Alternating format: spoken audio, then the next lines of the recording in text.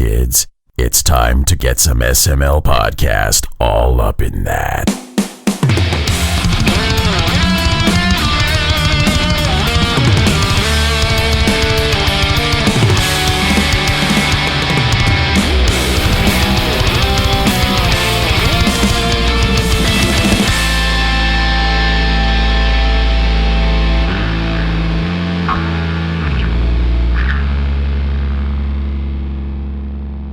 What's up, everybody? This is the SML podcast. I'm your host, Joe, and my cats are making a whole bunch of noise behind me, but Tim Ekkebus is here. Tim, how are you doing? That was a lot of noise. Hey, I'm good. I don't own cats, so...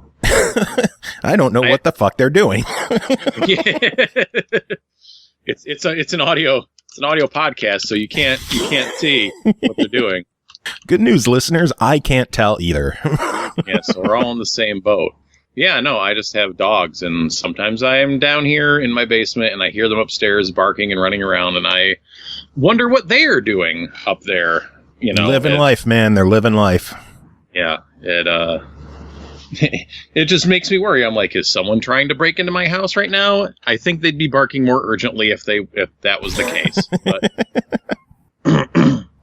that's my hope. Man. That would happen to me. I would get robbed while recording a podcast. That's my luck. I mean, that must have happened to someone like Twitch streaming at some point, right? I can't believe that hasn't happened. I mean, we've had people swatted on stream, which is scary as shit. Yeah, I mean, that's by design, right? Is like, oh, I'm going to swat this person while they're streaming. That shit's scary. Yeah. Like, I worry about that happening to me. Like, there's a door right next to me. They could kick that fucker in and just like guns drawn on me right away. Yeah. So on the upside, I don't think we're important enough for anyone to swat. I guess you never know. You could get a casual swatting. I don't know. We've had a whole bunch of new followers lately. One of our, Jacob does our Facebook stuff. One of his shit posts actually got a lot of traction. So we're just assuming that one of these fine people is going to swat us now. I mean, they will assuming the eventually. Worst. Prove yourself. You have to prove yourself to be good people first before we trust that we will go unswatted. I just like that all of our posts have like, I don't know, 40, 50 reaches, and because Facebook sucks and doesn't let anybody see anything. And then some bullshit about a GameStop orgy has like 30,000 shares. Not shares, 30,000 views. Oh, and over 100 shares. Yeah, that buzzed by my feed as well. I remember seeing that. Buzzed by everyone's, apparently. I guess you just got to know your audience, right? Yeah. Yeah, you do. But we have a hell of a show lined up today. We have hell of a show. A whole shitload of games to talk about. Like this might be our most star-studded and packed review episode ever. Wow, really? I mean, look at your lineup. Look at me. Yeah, no. Oh, you mean in terms of the content, not the reviewers. I was going to say, like, yeah, no. We got all the studs on this show. Yeah, no, I have 3 pretty sizable reviews coming to a head here all at once in the last week of February. Yeah, you got a nice month. Yeah. Yeah. So you ready to dive into these? Should we get this show on the road? I am ready to go. Let's do it. All right. First game to talk about tonight is called the Yakuza Remastered Collection, developed by RGG Studio, published by SEGA. The complete package runs $59.99 and includes Yakuza 3, 4, and 5 remastered. Yakuza 3 released back in August of 2019 for $24.99. Yakuza 4 released in October for $24.99. And Yakuza 5 remastered just released February 11th for $24.99. Celebrate the saga with the beautifully remastered Yakuza 3, 4, and 5 with restored content and updated localization in 1080p and 60 frames per second. Experience the complete Yakuza collection on one console for the first time in history. We got the latter half of the series with this package. Tell us about it, Tim. Oh my gosh, that's a lot of Yakuza. Holy crap. It is a lot of Yakuza. It's a lot of Yakuza.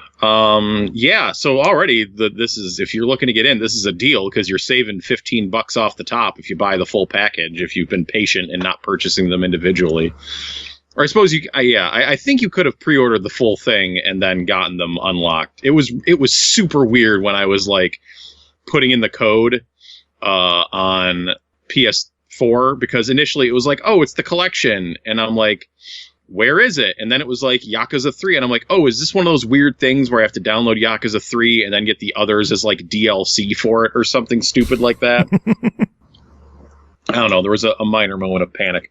Anyways, I have never played a Yakuza game before this review, which makes me either the best or worst person to do it. So no, I really can't say like how, having not played the originals. This is the PlayStation 3 trilogy, ostensibly. 1 and 2 were PS2 games, which I did own at some point. I don't think I still do. I think I sold them at some point. Which have got their own remakes. 6 came out on PS4. 0 has been out. The series seems to have picked up some more traction and attention over the past couple years. They're finally debuting on Xbox this week. We got Yakuza 0 on Xbox finally. Debuting on Game Pass. Yeah, baby. Game Pass. Yeah, we made it. Drink. 6 minutes. We made it. We made it. Well, it's almost. Okay. I'm going to be downloading it for sure and checking it out.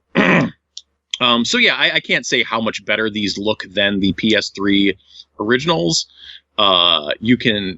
I could certainly tell that they aren't like PS4 games just from like the quality of the like textures and environments. Like everything looks nice and sharp and the characters move around. It is 60 frames per second. So, everything looks nice, but you can definitely tell it's like, oh, okay, this is, a little bit older. Not like tragically so, but you can tell. Yeah, 0 and the Kiwami games, weren't those completely remade for the PS4 originally? Well, the Kiwami games. These are just remasters. Yes. These are just remasters, not full remakes.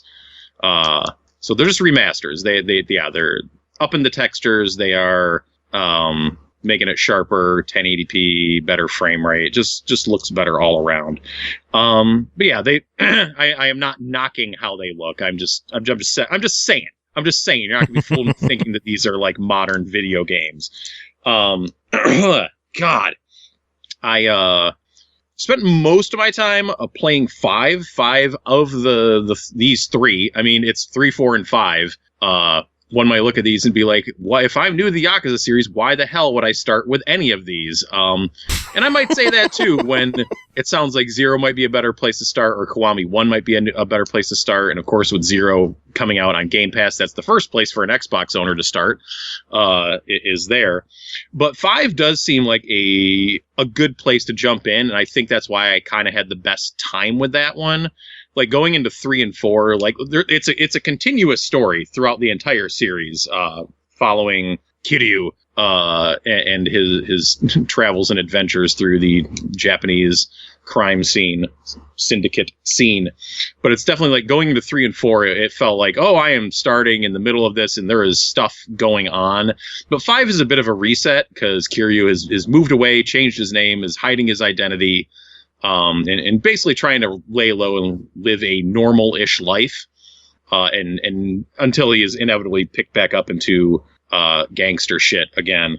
But that that kind of setup, that quiet setup, like he's working as a cab driver, which means coincidentally that you get to work as a cab driver a little bit too, and. So he's kind of just doing his own thing, and then the story comes to him, and you can kind of pick up like, okay, he has a connection with this guy and these people, and I had an easier time wrapping my head around everything as it started with Yakuza 5. These games are sort of, if you're unfamiliar, sort of Japan's answer to GTA a little bit, but it's more like an evolution of Shenmue. Shenmue, anybody? Hot sequel. Coming out or just came out? Shenmue 3's out, right? Yeah. Right, yeah, Shenmue 3's out. Yeah, a couple months ago. Like this is sort of like alternate universe, but still the same universe, Shenmue, in a way. And that as you play the game, like there's definitely quite a bit of just Japan slice of life stuff. And like doing mundane things. I'm sure this sounds very appealing, but you wake up at your apartment, then you have to walk to your job, and You want to walk down the street because if you run, you will attract the attention of thugs and be dropped into basically random combat scenarios, sort of like an RPG random battle. There's a number of stores around. You can go in and buy Japanese food and beverage and such. There's of course tons of side activities which involve street racing. There is taxi driving, of course. There's there's a ramen shop mini game where this dude kind of cons you into like working his ramen stand during rush hour. But you just get dropped into these things, and there's some fun, like, kind of goofy flavor to that stuff. Like when you're driving a taxi, it's not a crazy taxi by any means. It is a normal taxi. Like, you get graded on how fast, like how good of a driver you are, like not stepping on the brakes too hard, not speeding up too fast, like using turn signals, not running into pedestrians, not running red lights, like adhering to the rules of the road. And for like a mini game, it's very elaborate and detailed, which is kind of what these games are about in a way. It is just like going a bit over the top with like not just like the world and the detail of it, but also like all the little side activities you can do too. Like the ramen mini game is about like how hard or soft someone wants their noodles cooked. And it gives you like this whole rundown of like why people might want their noodles like hard or cold and like what the cultural thing is. And it's just like really interesting. I found it really interesting. And that you can get all this information. But at the heart of it, these are gangster stories about doing gangster shit. So yeah, I mentioned you will sometimes get jumped by thugs on the street.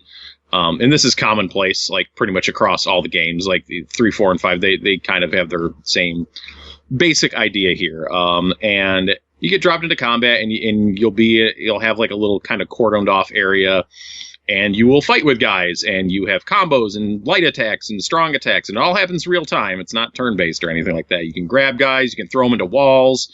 As you beat dudes up, you earn experience, so that you can upgrade to get more moves, more health, more of your spirit bar, etc. It's kind of cool that like they don't have trees. They all like have the same upgrade system. These games are very similar. Is that they just have like 4 stats. It's like mind, like body, technique, something else. But like buying a point in them is like a different move at each level. So you don't really see the whole tree. You're not really planning out a build, but it's kind of cool where it's like, oh, I put a point into this to get like this one move, like a stronger power move or something like that. But then the next thing is something to do with grappling. And it just like was kind of fun just to see like what the next level would be. Cause it wasn't always just like a predictable, like, oh, punch stronger. Oh, kick stronger. Oh, do this stronger. It's like, oh no, now I have, now I can do a finishing move when I slam a guy on the ground, or I can slam a guy on the ground, but then I can pick him up and body slam him, It was just a cool progression that wasn't like super predictable that I enjoyed going through. These games are very dramatic. They are not messing around with their story. Like they are all well, shot and choreographed. Like it's not just talking heads. Like there is, you want to think kind of along the lines of, like if you're more familiar with GTA, but the scenes of characters talking have direction to them, and they are trying to tell a dramatic gangster story with them. So as far as I can tell, I think the voice acting is good. It's all in Japanese. This is all subtitled, so I hope you like reading subtitles. Yeah. But the stories are interesting. It is interesting stuff.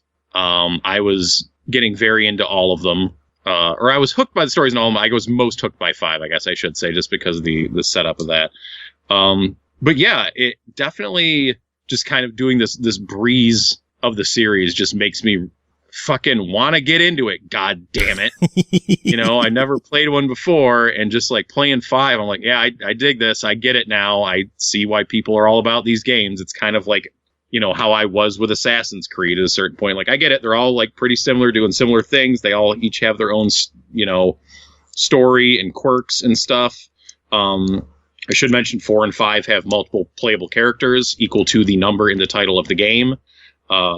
So you will see some different perspectives as you go along in those games than just Kiryu. Yeah, but that, like, it is very convenient that Yakuza 0 is hitting Game Pass, because I've been thinking about checking that game out, and now I'm like, yeah, okay, I could definitely get into some Yakuza. They are pretty beefy games. I didn't get to the end of any of them because don't have that much time on my hands, but they're like, I mean, like, if you're just going through the stories, like 3 and 4 are on are a bit shorter. They're like around 20 hours. Yakuza 5 looks to be quite a bit longer, around like 40 hours. Wow. So you are definitely getting value out of it. And that's if you're just doing the story, but you will inevitably find yourself just kind of messing Cooking around. noodles. Yeah, cooking noodles, like running races, you know, doing the side stuff as you are wont to do in these games. But it's cool. And yeah, I guess even if you are hesitant to go whole hog on these, like, I think I could recommend 5 on its own merits. I think it would be tough for someone to go into 3 and 4 cold turkey, but then, like, once you get into 5, then you're going to want to have the other ones anyway. So I don't know, man. You make that and for Yakuza fans, I guess, like, this is a no-brainer. Like, $60 for remaster versions of those. That seems like a good value there. Like, if you've just gotten in on, like, Kiwami or Zero or even Judgment, there's been a lot of Yakuza kind of good starting points over the past few years. So yeah, it's a hell of a collection. Yeah, and if you are a big collector, the physical edition of the game comes with a PS3 case for Yakuza 5, which never got a physical release. That's so true. Yeah. You finally get a case to put on your shelf without a disc in it. But it's important that people look at it and they go, oh, you have Yakuza 5, right? Or Yes. you yourself. Yeah. Like the Shovel Knight box I have on my shelf. There's nothing in it, but people know what it is. Know what it is. I actually have a Shovel Knight box with a game in it. Eventually, the third time I bought that game. Good Lord. Finally had to get a box. All right. Well, as it stands, these games are $25 each or $60 for the full package. What are your thoughts? Yeah, I think it's certainly worth it. Like I said, yeah, it's a good value for a collection. It's definitely a buy it overall. If you are new to the series and like you don't want to drop $60 out on the gate, I would most recommend checking out 5. If this is what you're dead set on, where you're dead set on starting your Yakuza journey, number 5 would be, I think, the one to start with. And like I said, like, yeah, that's a big beefy game. You will get your 25 bones out of it for sure. But you know, if you're looking to get into the Yakuza collection, then maybe or the Yakuza series, then maybe you should just go ham and just get the whole thing. It's well worth it. Awesome. Sounds good. Yeah. All right, next game to talk about is Double Dragon Kunio-kun Retro Brawler Bundle, developed and published by Arc System Works, released February 20th on Switch and PS4 for $39.99, and for some reason it's not on Xbox, despite the fact that it exists in Japan. Sorry. We're proud to present you this compilation of 18 titles from the Double Dragon Kunio-kun series. Tim, tell us about this collection. Oh, man. Wowie zowie. Am I glad I didn't buy this on the Japanese eShop? Because it was definitely like crossed my mind. I think we might have even talked about it like back in the fall. Yeah, I bought it on the Japanese Xbox store. So again, I have this game on Xbox. I just can't play it in English. But yeah, that is kind of, so yeah, the Double Dragon Kunio-kun Retro Brawler Collection. Like, what are you getting here? What is this thing? This is a collection of 18 NES games, sort of. NES games, so you're probably familiar with Double Dragon in that series. Well, you might be. I don't know. It's a pretty old series at this point. Double Dragon Neon's great. I know there was Double Dragon 4 that came out like last year or the year before. Something like that. So people I think know what Double Dragon is. Kunio-kun, if you are for some reason not familiar, and if you're listening to this podcast, you probably are because we review those games quite a bit, is the River City Ransom lineage here in the U.S., which led to, but these series are both kind of intertwined a little bit. They came from the same developer back in the 80s. And what is special about this collection is that it has all of the Famicom versions of the Kunio-kun games now translated for the first time in English. And that's pretty crazy because it also includes, in all told, 7 games that we never got. 6 or 7 games that we never got. I think 6 that we never got. And I'll explain here. But so what you get, brass tacks, is you get Double Dragon 1 through 3. You get both the NES and Famicom versions of Renegade, River City Ransom, which in Japan is Downtown Neketsu Showdown, something like that. You get both versions of Super Dodgeball, Famicom and NES, 2 versions of Super Dodgeball, and NES and Famicom versions of Crash and the Boys Street Challenge, as it was known here in the NES, or in the US. I meant to pull this up so I wouldn't forget any of them. What you get on the Famicom, the fully 100% new side, well, I guess I should say that we're getting the unlocalized versions now of Renegade, RCR, Super Dodgeball, and Crash and the Boys. So Renegade, that's kind of the same-ish game. RCR, so now they're wearing Japanese school uniforms. All of the food is Japanese and not Americanized. You're picking up yen. A lot of the book names are different. It's just translated more directly rather than Americanized up and all. Words. Don't have them. Been there. Yeah. Crash and the Boys. So Crash and the Boys is actually the second game in that series. There is a first game. They are the, I think cross country is the sport that they are aping in there. Okay, there we go. Finally got it up in front of me. Yeah, so Neketsu Renegade Kunio-kun, that's Renegade. Neketsu High School Dodgeball Club is Super Dodgeball. Downtown Neketsu Story is River City Ransom. And I think Crash and the Boys is Super Neketsu New Records The Distant Gold Medal, which is the sequel to Downtown Neketsu March Super Awesome Field Day. Super Awesome Field Day. These names are incredible. Oh, yeah. So yeah, Super Awesome Field Day, that is actually the first cross-country game, and Crash and the Boys was the Americanized release of the second one. So there's another game like that I did not know. But it was pretty funny because I'm like, okay, it's a cross-country game, right? And you're just running through people's living rooms, backyards, construction sites, and of course beating the shit out of each other. That is one thing that all these games have in common is, regardless of their genre or theme, you can just beat the shit out of each other. One way or the other, you are just wrecking people. So yeah, the ones that we have never ever seen released here in America, so there's 2 soccer games. There's Neketsu High School Dodgeball Club Soccer Story, and then there's Kunio-kun's Neketsu Soccer League. One of those was released over here as Nintendo World Cup Soccer. So we did get one of those, and that Nintendo World Cup Soccer isn't on this collection because I think Nintendo published it because it's literally Nintendo World Cup Soccer. But still, we get both soccer games. You get both cross-country games. You get Downtown Special Kunio-kun's historical period drama, which is a beat 'em up, but it's set in medieval Japan. And I could not make head nor tails of what the hell was going on in that game. I'll get to that in a second. You get Go-Go Neketsu Hockey Club Slip and Slide Madness, which is a hockey game, which almost came out here, allegedly, and is awesome. This is possibly the best hockey game on the NES. I think the game is, I have the Famicom version and I played it quite a bit. It is a super cool game. You go through the story mode and you beat other weird teams like the Kendo Club, and then you get the Kendo Club's gear and you're hitting people with kendo sticks. You take the cheerleader's cheerleader, so you got Kunio-kun running around in a skirt and stuff on the ice. It's great. It's a great game. It has a lot of personality. You get Neketsu Fighting Legend, which is a straight up arena fighting game.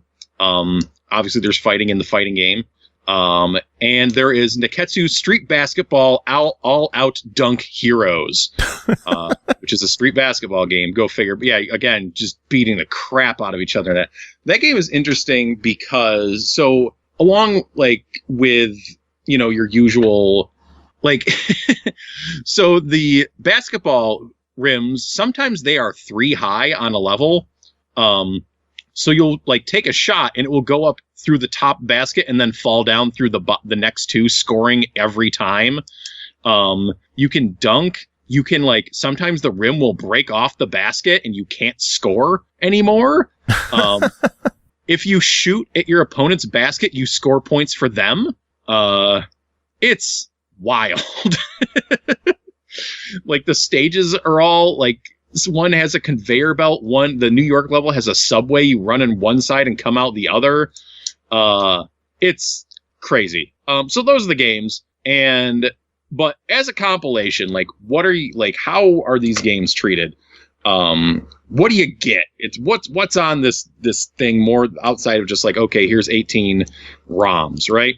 So most of the games, almost all of them, I think except the 2 Crash and the Boys ones, have a quality up mode, which for most games will reduce slowdown and or in sprite flicker, which is important because it makes games like Neketsu Fighting Legend playable. Because like I have also owned that Famicom cart and played it and been like, holy crap, my characters are like ghosts, just like flickering on and off the screen. But when you play it in quality up mode on this compilation, it's nice and like you see all the characters, there's no flicker, much more playable. Like playing quality up mode on Double Dragon NES, like that is the smoothest, nicest that game has ever played. It just feels like it plays faster and better. So most games at the base level, it will do that. There are some games that have additional like balance changes, or like in the case of the hockey game, I believe it has all the teams unlocked for versus mode at the start, so you don't have to unlock them, which is cool. Some of them have balance changes. It's a lot of cool stuff. Each game has like control explanations for what you can, you know, what all the moves are, which is important because you will have a considerable amount of moves and how to do special moves and stuff and such in all these games. Each game kind of has a synopsis, because this is actually like, so when you look at the Kunio-kun series, this is actually like an 11-game series in Japan. Like one leads into the next one. Like the last one that came out was the basketball one.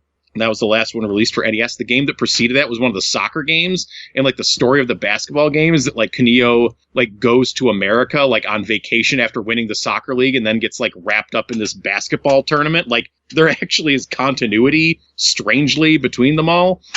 That's cool. Yeah. But you get all that in this. The buttons are fully, remappable.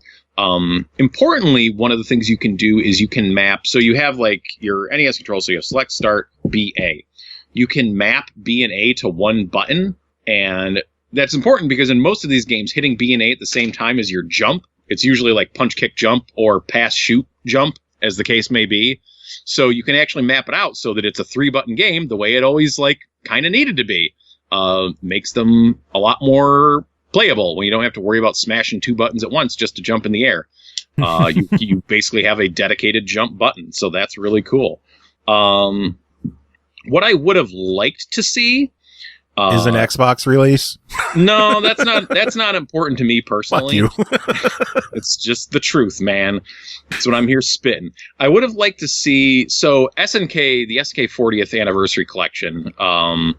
Which is on Xbox, by the way. Which is on Xbox. You can play on Xbox. That's actually like the best version of that game. It got like an extra game that like I think no other platform got. Definitive version on the Xbox. That is the like best retro compilation I've ever seen. Regardless of like what do you think of the quality of the games, but like the presentation of those games is incredible.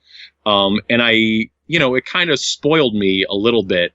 And while this collection has all that stuff I just mentioned, which is great, what would have made it even better is if it had like cheat options. Setting up like infinite lives in Double Dragon, or just starting with your experience maxed out so you have all the moves. The way, having like full replays of each game, the way that SNK 40th does, so you can just sit and watch a game played through if you want. Yeah, and SNK spoiled us in terms of compilations. That compilation is so damn good.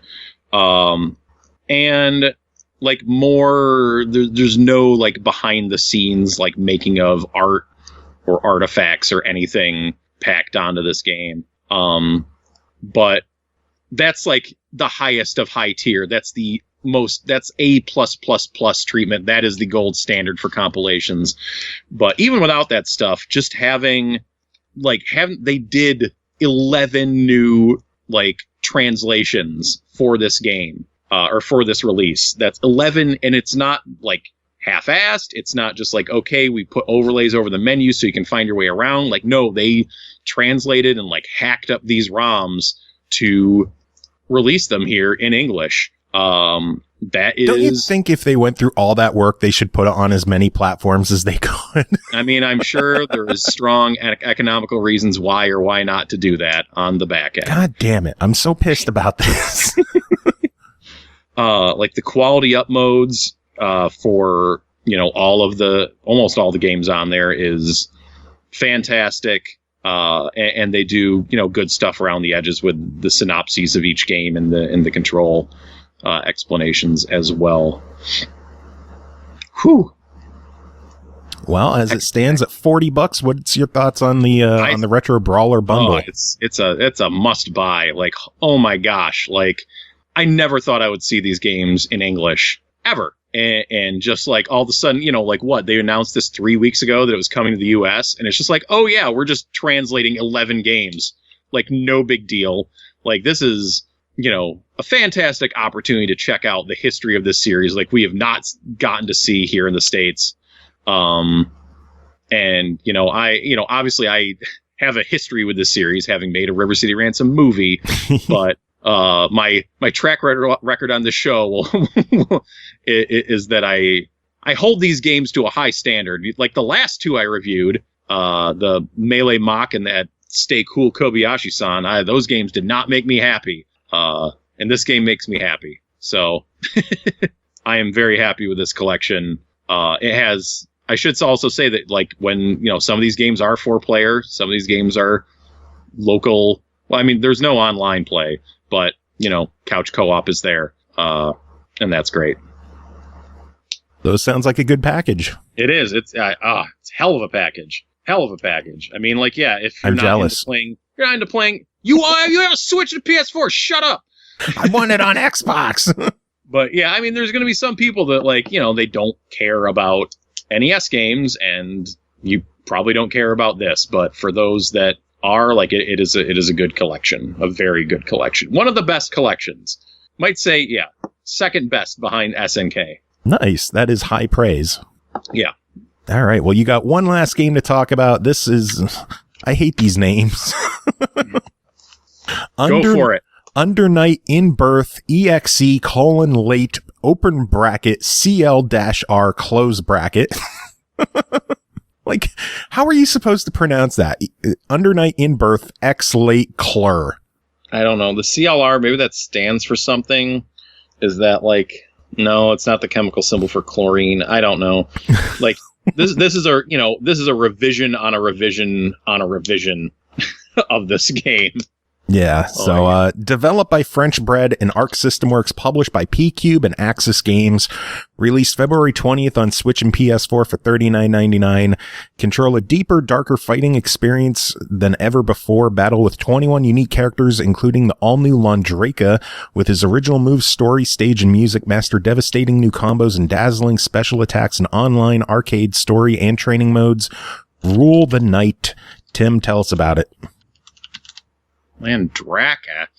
Who's this guy? Anyways, yeah. Landrekia, maybe. I don't know. These names, these friggin' names, man. Japanese games. Yeah, these anime games, and they like, what are you even saying? Just use numbers or something, man. Not to tell you what to do with your games, but come on, you're killing me here. Yeah, so Under Night. Woo! This game has been around for a while, apparently, because I feel like I didn't start hearing about it until like just a few years ago, like out of fighting game circles, like, oh yeah, there's this Under Night game. And then like a couple years ago, I reviewed Blaze Blue Tag Battle, and there were some Under Night characters in there, and I was like, oh, it's these Under Night dudes that I keep hearing about.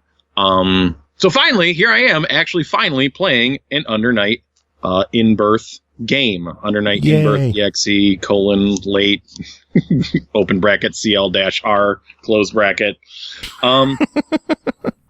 Yeah, and I also never got around to playing French Red's previous game, Melty Blood, which I heard, much ado about in the 2000s. That was a PS2 and PC series. Never played that.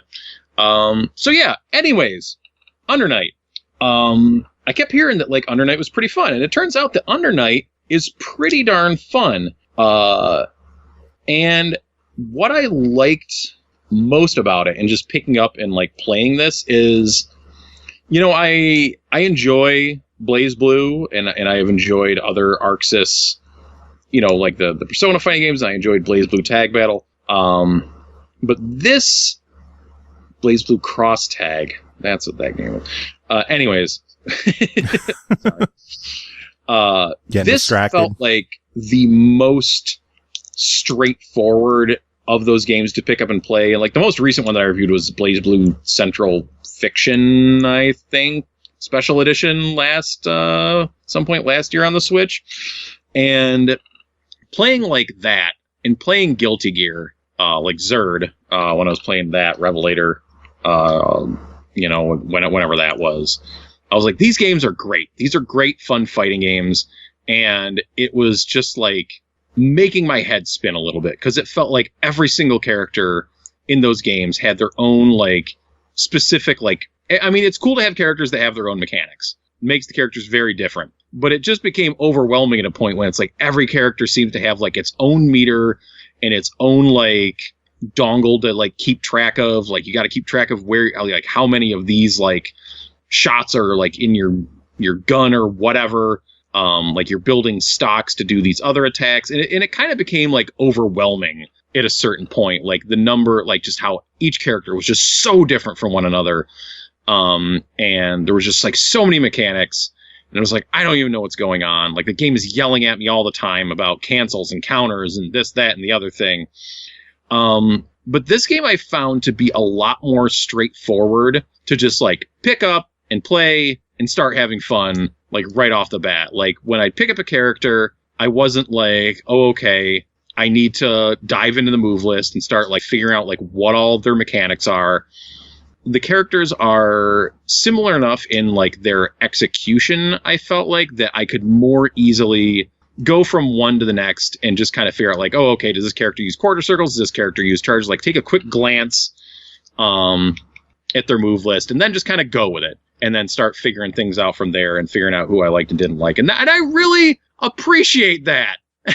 Like, I really appreciate that after a lot of the anime fighters I played over the course of the past decade, just to like pick up this one and be like, okay. Like, I'm not playing at the highest level, and nor will I ever be. But it felt good just to be like, okay, I can figure out how to like get moves coming out with every character. Like I can do some basic juggles, like bouncing people off the walls, setting up like super combos. And this feels good. Just like right off the bat, like I don't feel like I need to take a ton of time to figure out each character's mechanics and moves. I can just get in there and kind of jump around between characters and feel like I'm doing stuff and having a good time. I ended up playing a lot of this game in versus against my kid, who's not 5 years old yet, over the weekend. And we had a lot of fun. He really liked it. He took a few rounds. He took a few matches off me. Absolutely. So he was having a fun time just picking up and going. And yeah, that's like kind of the bottom line of my experience, is just that like I had a lot of fun playing Under Night. And it seems like an easy game that like, when I have people over that aren't super into fighting games, but like to play fighting games, I could be like, here, this is the anime fighter we're going to play. Like, I think we'd be lost if I, as impressive as Guilty Gear Revelator is, and as much as there is going on in BlazBlue, like I think like this might be the one to get more people playing. So on this package, this now most recent revision of this game that originally released in 2012, so 8 years later, first time coming to the Switch, I believe. What the hell is that word, Tim? I don't know. So yeah, this game has like all the modes. You're run of the mill. It has like everything you're looking for out of a fighting game in terms of modes. You got your arcade, your story, your time, your score attack, your training modes, your tutorials, your mission modes, your options, your like your online play. Of course, I did do some online matches, and it seemed good, seemed solid, if like a little bit sluggish. But I was also being that guy and playing in handheld mode, which is a massive no-no. But I got into matches. I was getting matched up. There was people playing, so that was there. But it felt good, looked good, was responsive. Something else that impressed me was the tutorials. They have it broken down in a couple of ways. So they have it broken down so where you can go into tutorials like at different skill levels. So there's like novice, intermediate, veteran, and then master level tutorials, I guess I should say techniques is what you're learning there. So it'll run you through the basic mechanics of the game. And it was funny because like going in, I was kind of like, oh, this game's not as complicated as I think it is. Like, no, there's plenty of complicated stuff. Like once you start looking under the hood and once you start going through those tutorials, like there is a lot of stuff that you can learn and go pretty deep in this game. But I appreciate how you could approach it as either like, okay, well, I'm just going to start with the novice stuff and learn all the basics first. Or you can do it by difficulty level. But what I did, you can also have it broken down to just like a big list where it just lists out all the tutorials in one big tall list. There's probably like 50 of them. I'm not even kidding. But it then will break them down by like, okay, here is like movement tutorials. Here is attacking. Here is defense. Here is throwing. Here's just like 10 tutorials just regarding how to do throws in this game. Damn. Though a lot of those are like advanced, like teching out of them, like countering throws, throwing in the air, doing this, that, and the other thing. But I appreciate breaking them down in like that finely, because I feel like a lot of times when fighting games, even when they have good tutorials, like I end up slogging through a lot of stuff because I don't want to miss anything. So I'll start with the novice stuff, and it's like, okay, yes, I know how to move forward. I know how to move backwards. I know how to push punch. I know what the different buttons do. I don't need to do this part. So I appreciate this, like listing them all out so I could skip those and be like, well, okay, like what is, this special? Like what is this like frame canceling mechanic? What is this here? And just like it'll just say like it'll have the description right next to it. And it's like a lot of small text on a page, but still it got me to go through there and be like, okay, and pick and choose what I wanted to work on and what I wanted to learn. And that's really good. I really like that. I would be happy with more games doing like breaking it down that finely.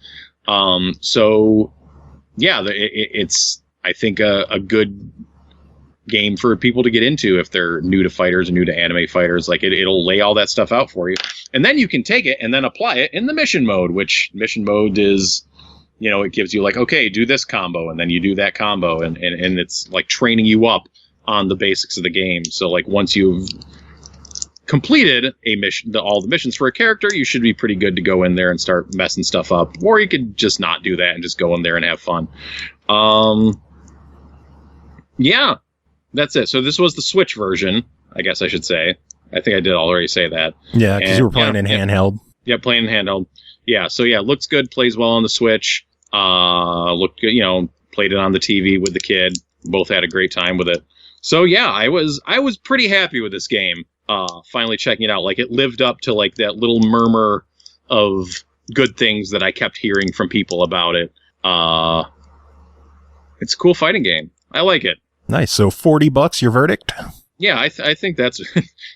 I'm sorry, I have to recommend all these games I played tonight. They were all good. Bad news for your wallet. I played a bunch of good games these past few weeks. Yeah, if you're looking for a fighter, and like even if you usually kind of turn your nose up at anime stuff, this one might be the one to check out. Like I certainly have a tenuous relationship with the anime genre of video game and how much they may or may not get on my nerves, but I really dug this one. I kind of didn't play much of the story mode because I knew that wouldn't be my cup of tea, but yeah, I liked it. I liked the characters. Just had a lot of fun. I just had a lot of freaking fun. That's it. Which is what matters when you're playing games. Video games are supposed to be fun, but my kid was like begging me. We played a little bit, I think, like last Friday and on Saturday. He's like, can we play more of the fighting game? Can we play more of the fighting game? And we played fighting awesome. games before, but he really liked this one. He loves playing fighting games, even if I usually trash him. But I think he liked it because there was a couple characters where he was really like beating the smack out of me with. Yeah. That's awesome. Yeah. All right. Well, Tim, always a pleasure having you on. God. We're going to venture on over to our party cast. We're going to get Cole, Pernell, and Chris in here, and I think DarkMika is going to be joining as well. It's going to be another party. Clusterfuck incoming. Pretty much. Close to it. But thank you as always for doing this. Do you have any final words before we move on? As old man that I am, I'm going to go to bed before the party starts. Yes, Tim, you are the old man, but I am old as well, and I still have to carry on with the night. And I've got a lot of company with me. It is PartyCast time. Cole's here, Pernell's here, Chris is here, and DarkMika is here as well. How is everybody doing? We are a cluster of chuckle brokenness, and it's fantastic. Yay. And I'm on a submarine.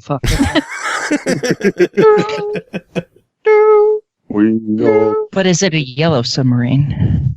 No, but it's a yellow one. I don't know. I'm on the inside of it. Tangerine submarine. There's a good song. Could be yellow on the inside.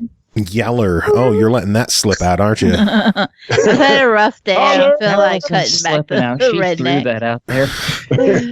Not even trying anymore. She's like, fuck it. Hi, I am Cole. Welcome to the holler. Ask me about my washing machine. Wish. What else do you hide from us? White truck. Man. Far. I say far on the show. Tars. You put tars on a car. Tars on a car. Yeah. How do you say holy shit, Mr. Sinister just cheered 1,000 biddies to us? Norg, you got to give him some love. Dropping bits! All over your fucking face. It's a long one, sorry. It's okay. Wet pancakes! It was the wet pancakes one, so it all works out. Mr. Sinister, thank you so much. That's a shitload of biddies and a shitload of subs tonight. Thank you so much. I really, really appreciate it. I thank you very much. Bean. A good bean indeed. Coffee bean. Yeah, when know how I say all that stuff you just said? What he said. There you go. Give me. Makes it nice and easy. Yeah, how do you hickify that? Hickify what? What am I hickifying? That was the too whole long. thing that I just don't happened. think she can keep all of that. Say it again. Augie keeps talking. I can't understand anybody else. You're welcome. You know what? We have games to talk about. This has been a long show already. We should get into the games. Are you guys ready to jump into these? No. I guess if we have to. Yes and no. Well, Chris, you get a break at the beginning. Hey! Oh, lucky bitch. This is unacceptable.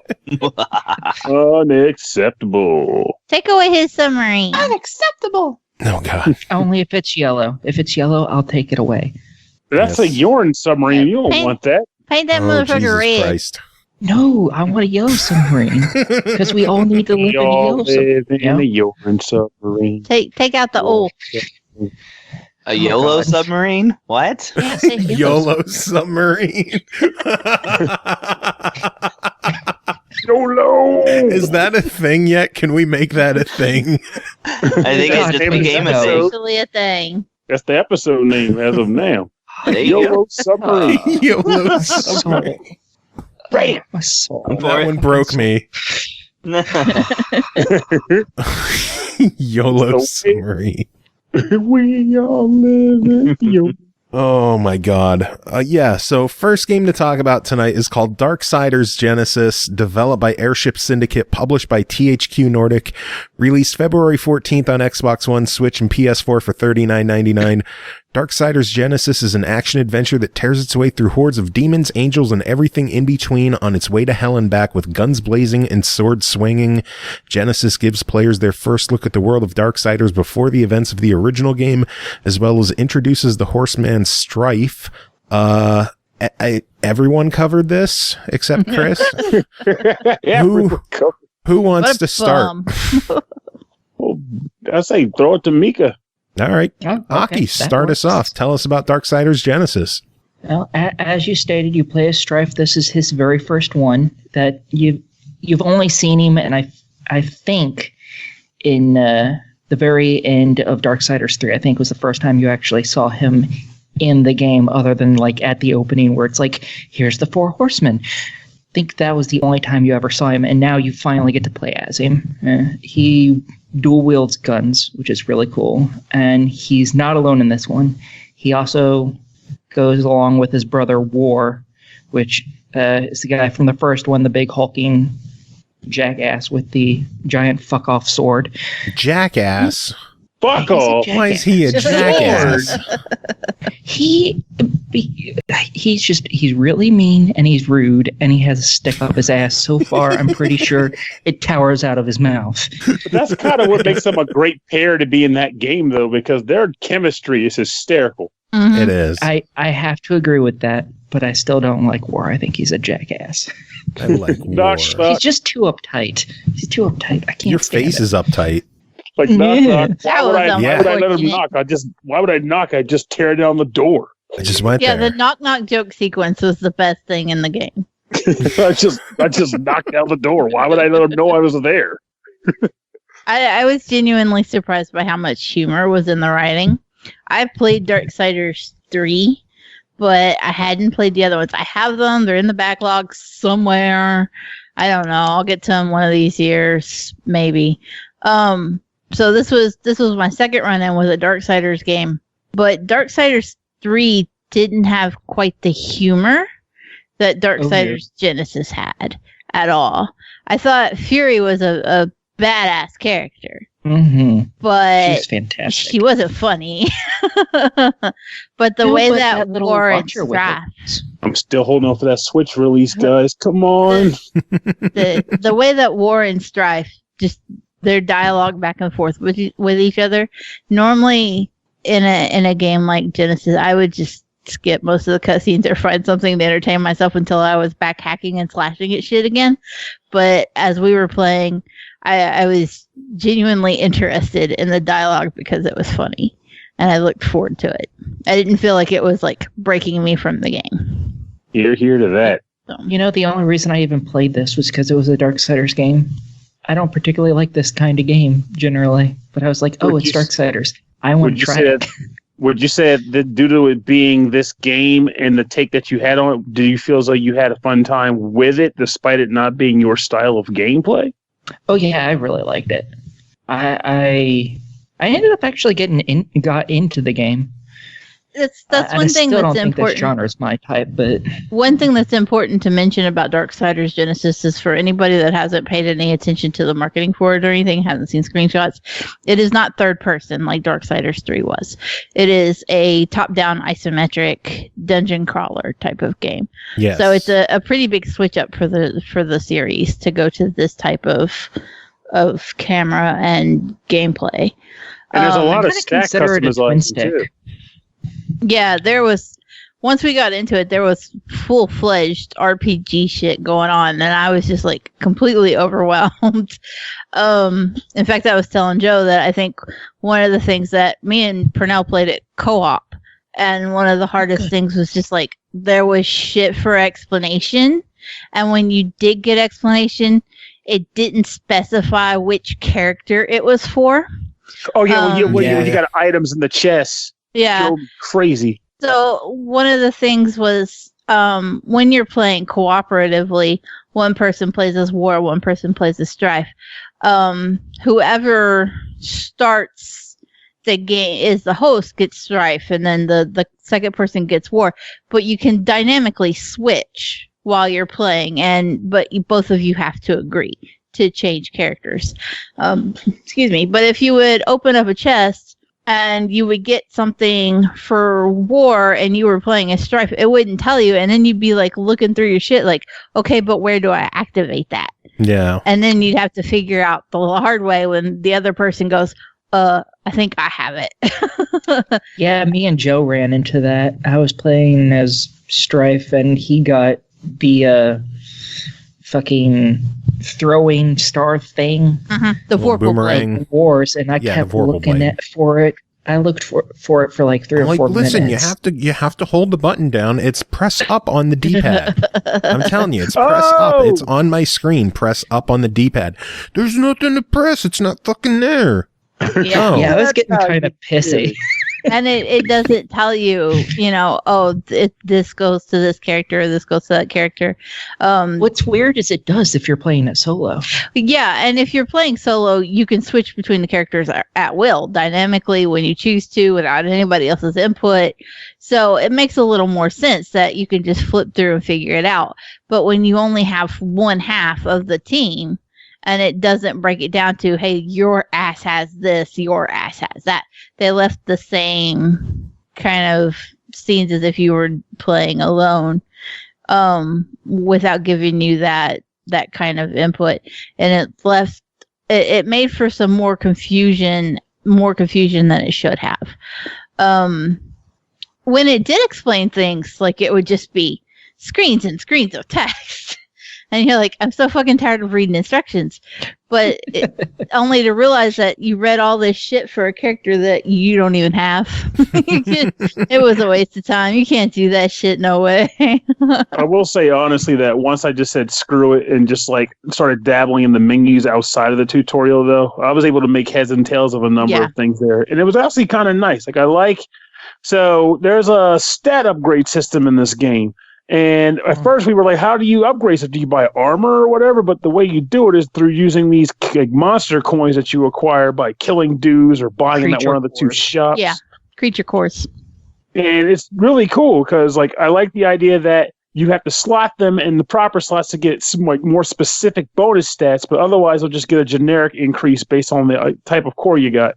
And they incentivize you to replay levels, because you can keep fighting monsters to get repeat coins, and when you get a certain amount of those repeat coins, the core, I keep calling them coins, the core will level up and impart either greater stats, or it'll impart a better skill bonus to go along with it, or both, depending. They all do both. Oh, sweet. And but the thing is, if you have them slotted, not only there's 3 different types of cores. There's Wraith cores, Health cores, and Attack cores. The thing is, inside the actual grid itself, where you're planting them all, they tell you, oh, this one will only give you the first level. So if you put a level 3 core in there, you're only getting the benefits from the first level. Oof. Mm-hmm. Yeah, I'm not sure if anyone but me paid attention to that, but there are a lot of level 1 and level 2 ones. And level 3 ones are much later in the tree. What about level 5? Because Awesome Prime just dropped 5 biddies. Drop it! I never unlocked that, actually, so I don't know how you get level 5. Is it specifically You don't. biddy He was related? making a joke. I know. I was following up with it. Yeah. Oh, I'm a weird man. I'm a Don't weird feed man. into Joe's bad jokes. Level 5 biddies. I'm an asshole. I know. with them Tigo biddies. So, Darksiders. Yeah, fantastic game. I do have one gripe with it. I love the level design, but it bugs me in games where you can't get everything the first time through. Like in a Metroidvania, that's one thing because it's an open area that's meant to be explored.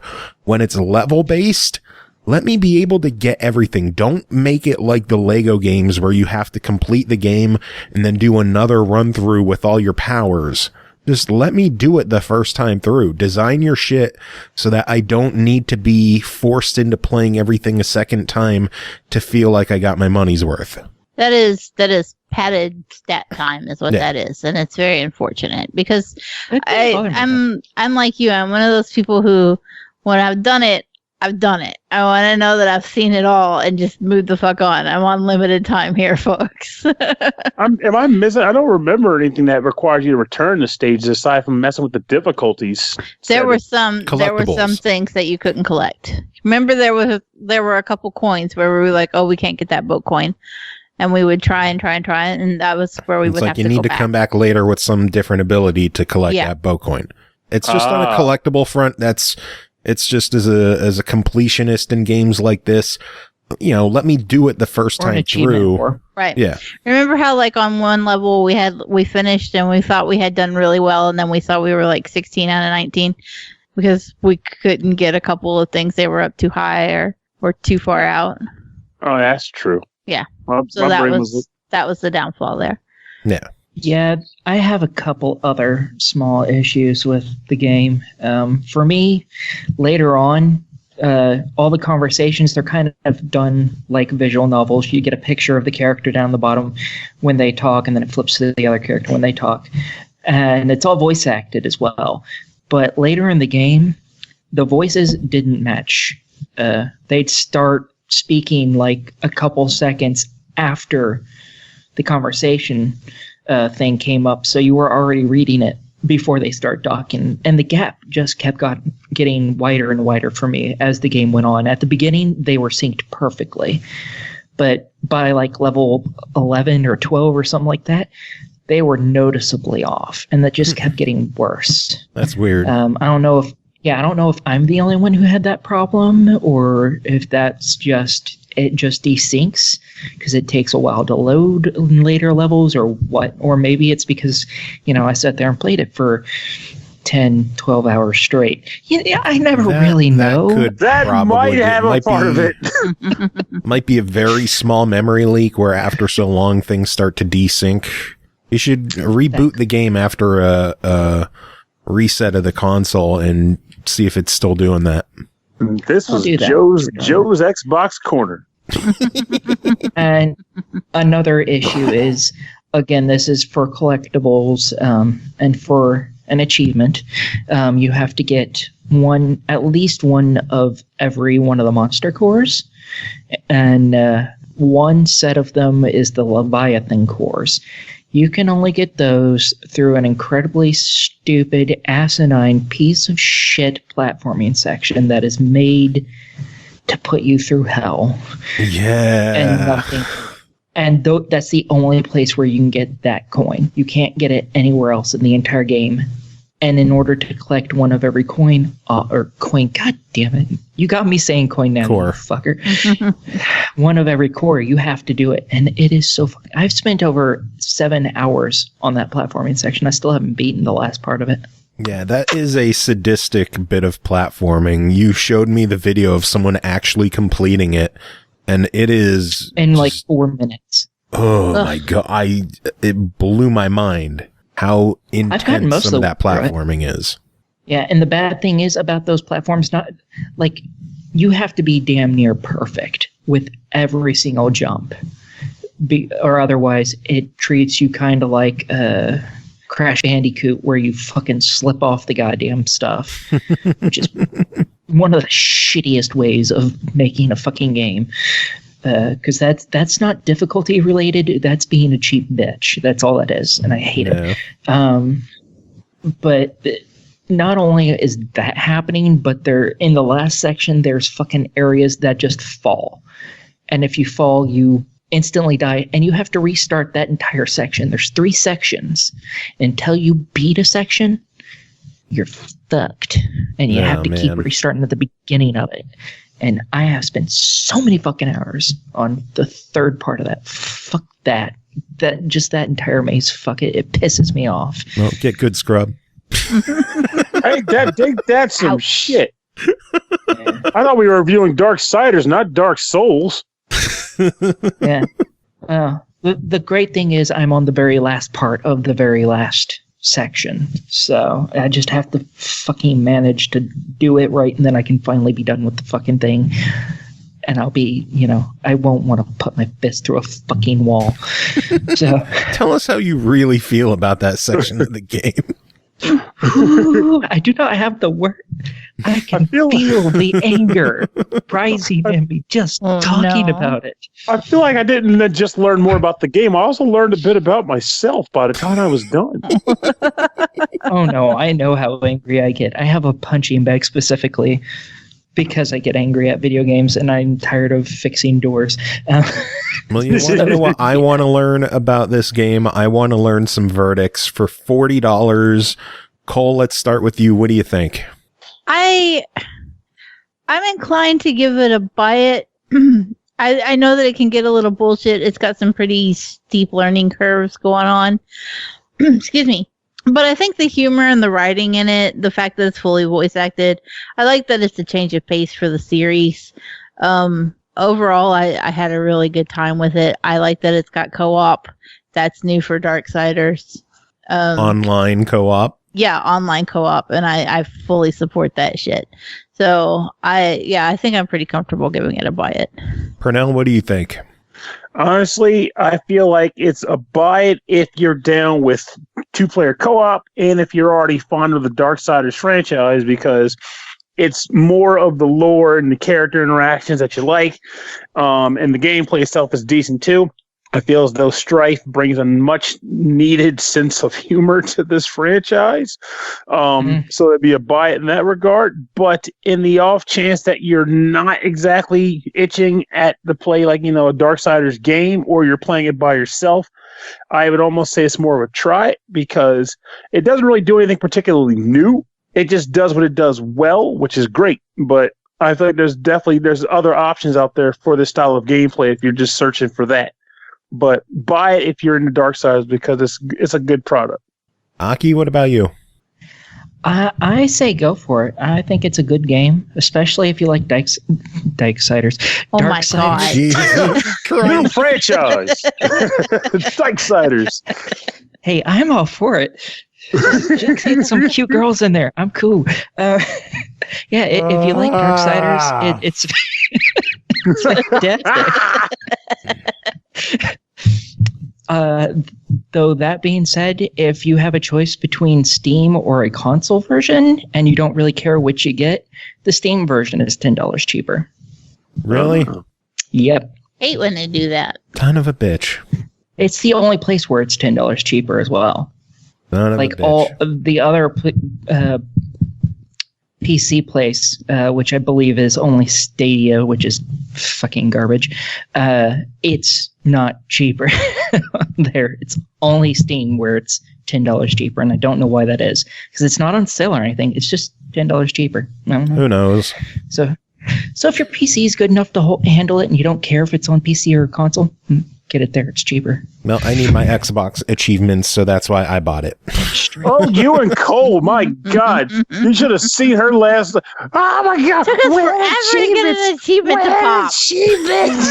Like they're dead. The hell did we They're all gotta do? dead. Who The do I achievements gotta are dead. blow? Joe's bad at that? Jeez, Who do I I'm gotta just blow as to bad get as an Cole, if not achievement worse. at that? I was laughing my ass off like they're all I think dead, Cole. Pernell. Every achievement died. You just got to play the game now. Somebody, I don't know, it's like I was literally like, who do I have to blow to get an achievement in this game? It was hysterical. Well, in that game, It was like I would 2 have to hours. say it's probably a co-op partner. So Look, I listen. No, I did eventually pop achievements as a co-op partner, but the thing that kills me is that I spend a lot of time playing a lot of games that can be completed in 15 minutes. And so when I gotta wait 2 hours for one fucking achievement to pop, I'm like, man, I could have had 4,000 by now. But it's taking so long. It's kind of weird that you think that way, considering you put thousands of hours into video games where you obviously aren't getting any more achievements. And I know, like Rocket League so and damn Division. long. She probably has like an emergency achievement ding on a playback recorder for those scenarios. It's like ding, ding, ding, ding. I wouldn't be shocked if that was on her phone. No, you want to know what my phone ringtone is? It's Isaac from The Division. Oh yeah, I think He I remember literally you does talking like about that. it does the little like crackle noise, and it says incoming message from The Division, and yeah.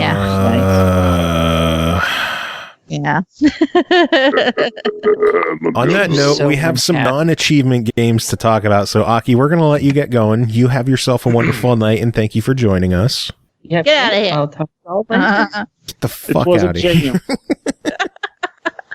It was a jam, and not of the root beer variety, though that is also a jam. But now it is the Chris Taylor show because we have two SEGA Ages games to talk about. The first one being Sonic the Hedgehog 2, developed by M2, published by SEGA, released February 20th on the Switch for $7.99. Hailed as one of the most successful games for the Genesis, Mega Drive. Sonic the Hedgehog 2 garnered critical acclaim swiftly after its 1992 release. Follow Sonic and Tails in his series debut as they team up against the nefarious Dr. Robotnik in order to save the Chaos Emeralds from the clutches of evil. Chris, tell us about SEGA Ages Sonic the Hedgehog 2. Yeah. Well, it's Robotnik, but he's called Eggman because he has drones that look like eggs. That's movie lore. See? His name's Robotnik. In the movie they start calling him Eggman too? Yeah, I mean, spoilers, I guess. Yeah. It's not a spoiler. I'm okay. I'm still going to see it eventually. I'm not worried about that. I'm just surprised they call him in the movie. He calls him Eggman, and there's an in-movie explanation for it. Yeah. But and the movie's really good, by the way. Go see it, everybody. It's freaking good. So yeah, what do you think of the movie? Dude, I love the movie. Let's talk about the movie. This will just be movie discussion again. Yeah, it's Sonic 2 on the Switch. What more do you want? Cole, did you see it yet? No, I did not. You had the weekend. You said you were going to do it over the weekend. I meant I got my weekend wrong because I meant this coming weekend. We didn't get paid till Monday. But that means I'm the only one that can't get spoiled by it then because I haven't seen it either. I just suck at going to the movies in general, but I also like the fact that there's been multiple conversations where people were seriously claiming that they didn't have to fix Sonic to make the movie something you'd want to go see. I was like, well, kiss my ass because, yes, I would not have wanted to see it with that trash variant of Sonic. I don't care. Nobody says. So they absolutely fixed Sonic, and he looks great, really great in the film. Actually, my favorite thing, though, is Robotnik's vehicles and robots. Those are really, really good looking. But I mean, yeah, I would actually say that it's solid enough that if I watched the movie and it was trash Sonic, I would just be like, dang, that was a good movie, but shame about that trash Sonic. That's about all I would have said about it, but it is very nice that they fixed him, and then got summarily fired. But anyways. And from what I'm hearing about the money it's making, it's likely going to get a sequel. Yeah. But I hope it gets a sequel because I can't say any more without spoilers. So I'm just going to say I really hope there's a sequel. I will definitely go watch it. Okay, so, and then I had one more tangent before I actually started this review. I bought a 6-button Genesis controller from Retrobit, the official one, and I did it mostly for my Genesis Mini because it has Street Fighter 2 on it, and I can't play it with a 3-button controller because it sucks. Not only for the fact that you only have the 3 buttons, but also that D-pad just wrecks my thumb. So I bought this thing, and it's printed on the box that it works for Switch. I plugged it in; it doesn't work for Switch. Not natively. No, it doesn't even register as a USB thing or anything. The hell! It does nothing, and it's got instructions in it on how to get it to work on Switch, and it just doesn't read. So I think that what Retrobit did is because people got it to work with a dongle, they just decided to print it on the box and not follow up with it at all. I think I need a dongle that makes it compatible. Maybe. Because, yeah, if I plug it into the Switch, it does not work. And it works perfectly on everything else, including on the computer. So I now have a controller for my retro emulation and stuff. And what brand is this? Retrobit. It's actually Sega branded because Sega decided to give it their official seal of whatever, and it's the one that's it's the 8-button arcade whatever because it's got an R and an L button for whatever reason. It's the one that's on Amazon for $14.99 or $19.99. Yeah, and yeah, I mean I'm still gonna buy a second one because it's so good. It's a perfect recreation, and I can say that because I currently use a CDX with a 6-button controller, and the two are identical. So it's a great controller. Just don't buy it expecting it to work on your Switch. So try it in the inside USB port. Also, I did try that. Trust me, I tried it on in every way that I could possibly. Oh, sorry, Chris. I don't know if I can trust you, man. It's just I've been hurt before. Do you know your video games, Chris? I don't know. Do I even know? Well. Okay, so M2 has once again graced us with these great ports of some Genesis games and arcade games, of course. And this one, the Sonic 2, I was really excited about because I actually bought the one for the 3DS way back in the day. So I already knew that they have a few extra modes that are on it that kind of give it quality of life. For instance, Ringkeeper mode, which and I'm doing this review assuming everybody has played Sonic 2. I'm not going to describe Sonic 2. If you haven't You're played a Sonic, fast rodent. yeah, you are a fast rodent again.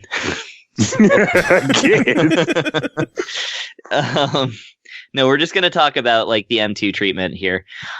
So the last time they had a mode called Ring Keep mode, which actually even has its own ranking system. So you can, of course, like all the M2 SEGA Ages games, you can have online ranking or just local ranking if you like.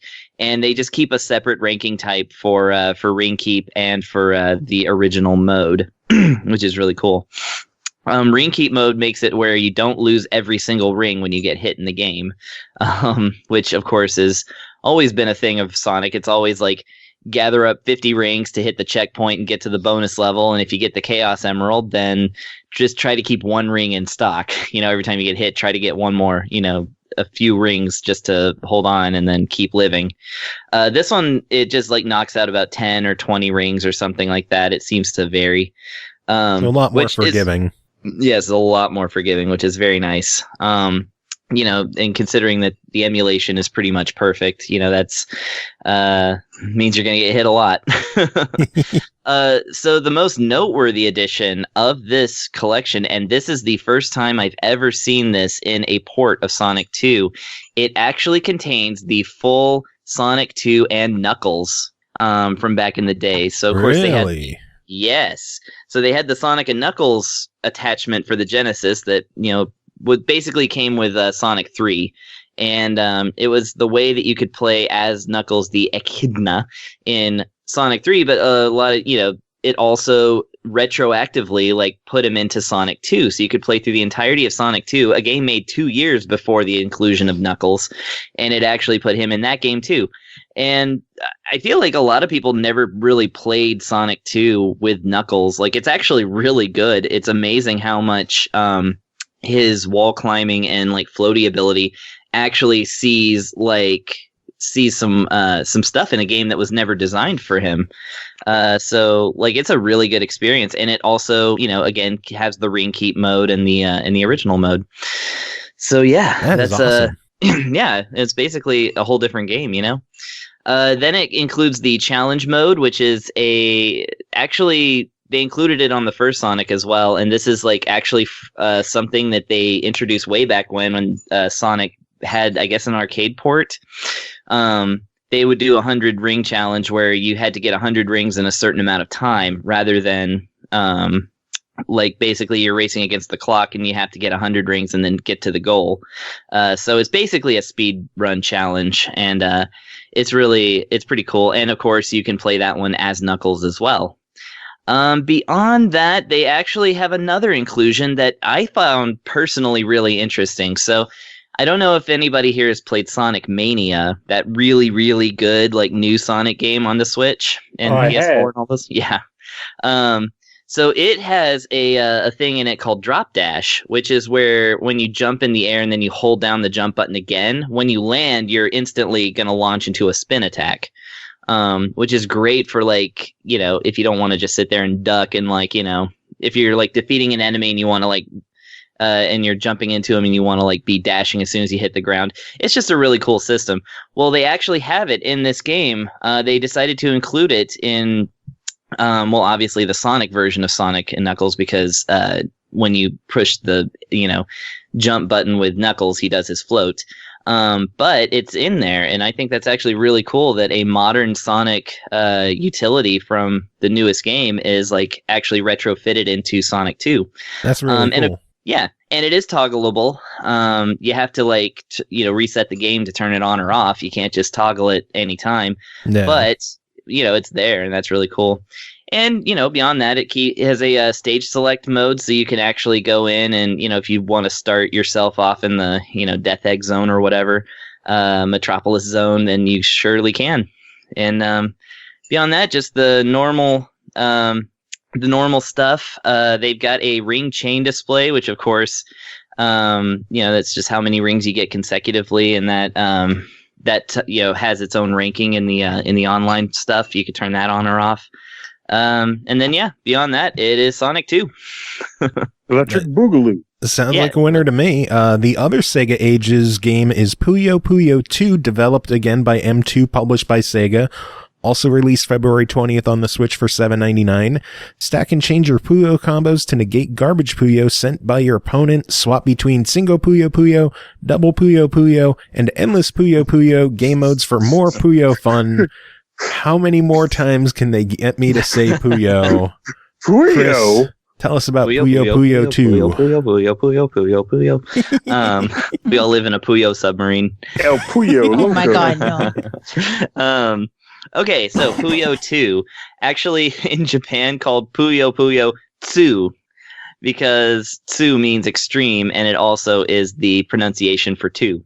So it's actually a pun. So this is, of course, they released the original Puyo Puyo before, and 2, I think, is the more popular of the games, because they basically messed with the mechanics in a way that made it a lot more... Well, what the way they put it is that it makes the rounds longer, because so here's the thing about Puyo is that, like, in the first game, as you get, it's a swapping tiles kind of puzzle, except your tiles are little blobs. Many people have seen it. It also came out in the US as Kirby's Avalanche and Robotnik's Mean Bean Machine, and it's a very popular game in terms of like competitive, like esports type stuff. Yes, it is. Yeah. And and I really feel like this was like brought out with that in mind. But like kind of the difference between the first Puyo and the second in gameplay is that, in the first game, as you racked up chains and combos and stuff like that, and just dropped all these like slimes to get rid of in on your opponent's screen, there's an amount that you could hit where you could basically just instantly win the round, because there's no way that they could get enough Puyos on their side dropped in the time to like get rid of the garbage and be able to win. So, it was like, rounds would end very quickly as people got better at the game. So what Puyo 2 introduced is a system whereby if the person is racking up this huge chain, if you yourself could pull off a quick chain or even a really good chain before the stuff dropped, it could actually eliminate it before it even hits your screen. And if you ended up with like a surplus of chains and combos and, points to get, garbage, you can actually end up dropping the same garbage back onto your opponent. So it then becomes like this kind of juggling match where, whereby the two players just link up chains and stuff and kind of keep the garbage away from them rather than deal with it as it drops. In that sense, it's kind of the better game than Puyo. Now, the thing about this port, well, for one, the availability of Puyo Puyo 2. Well, before you stop talking about things dropping, Trivium Champ just dropped 50 biddies. So thank you, Trivium Champ. Dropping bits! All right, back to Puyo Puyo 2yo. Okay. 2yo. That's what it should have been called, Puyo 2yo. Right? Come on, Sega. Missed opportunity. So, in this game, like I said, the availability of Puyo 2 is that actually if you have the Nintendo, the Super Nintendo online thing, like, if you have Switch Online and that gives you access to the not virtual console, what do they call it now? The just Switch Online. Switch Online, yeah. Nintendo Switch Online. The Super Nintendo version is actually in the set of Super Nintendo games that you can play. It was one of the launches. Of course, famously untranslated. It is all in Japanese, including the menus. So very hard to select from all the different modes unless you have a translator on you or something. So it's a game that's already available for, as the console release, but this is actually the arcade release, and thus, the sound's a little bit better, graphics are largely the same, but, it's got all the modes that the arcade mode has, and the way they got around the very, unreadable, if you don't read Japanese, of course, the, menus and stuff is that it's actually all in the start menu. So you got your arcade mode, which of course just takes you to a game where you basically randomly select an opponent until you get enough points to gain a level, quote unquote, and then that takes you to the next tier in this big tower. And then there's more opponents, and as you defeat them, you get points. And when you get enough points, you get to move on to the next level, and so on and so forth till you win the game. And then there's endurance mode, which is from the original, that you just face all the enemies, in a row. Versus mode, where of course you can select your opponent. And of course there's also 2-player and, more. And then of course you can play online, which is really cool. And then it has, the time reverse system, which is pretty good, especially if you're learning the game, because Puyo is... It's an easy concept, but it's actually really tough to get really good at it. And but once you are pretty good at it, it gets really fun. So I do recommend people actually do that. Now the thing about flashbacks. Yeah. Now the thing about Puyo Puyo, as the Sega Ages release, is that as good as they are about quality of life stuff, which I'll actually get to more options in a minute, the game is still entirely in Japanese. They didn't translate it. So, and I'll get to what they did, but basically, so the storyline, which there's not really much of a storyline, is, of course, in Japanese, and the character interactions whenever you win or lose against a character before you fight them, all of that's still in Japanese. The menus are basically in English, and certain things are in English, but so you can play the game, but yeah, you're not going to see any new translations, which, funny enough, the only translated straight up version of Puyo that came out was Puyo Pop on the Bandai WonderSwan. No, I'm sorry, the Neo Geo Pocket. Neo Geo Pocket. Yeah, I got that. It's upstairs. Yeah. That's still the only English version of this game that exists. After Puyo versus Tetris. Well, yes, but that's just Puyo. There's also Puyo Championship, which is available from the eShop, which actually does incorporate Puyo 2 rules.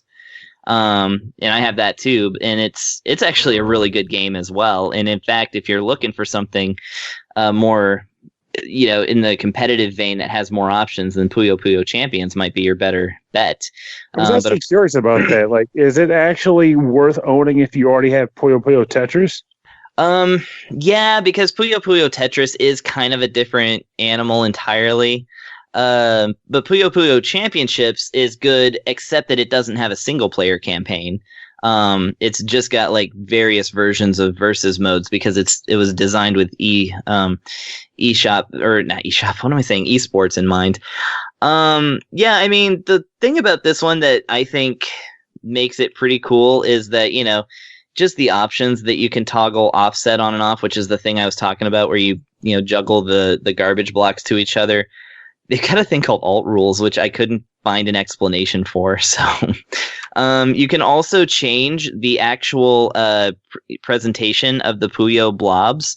You can make them look more more opaque, more transparent, darker, lighter. You can also customize each color to make a good, your perfect set, which is kind of cool. Or turn them all red and just fuck yourself over completely. Right. Not as many options, of course, as Puyo Puyo Championships. That game, I fell asleep last night. I fired it up to play it to compare the two, and I fell asleep while trying to select a character because there was over 100 to choose from.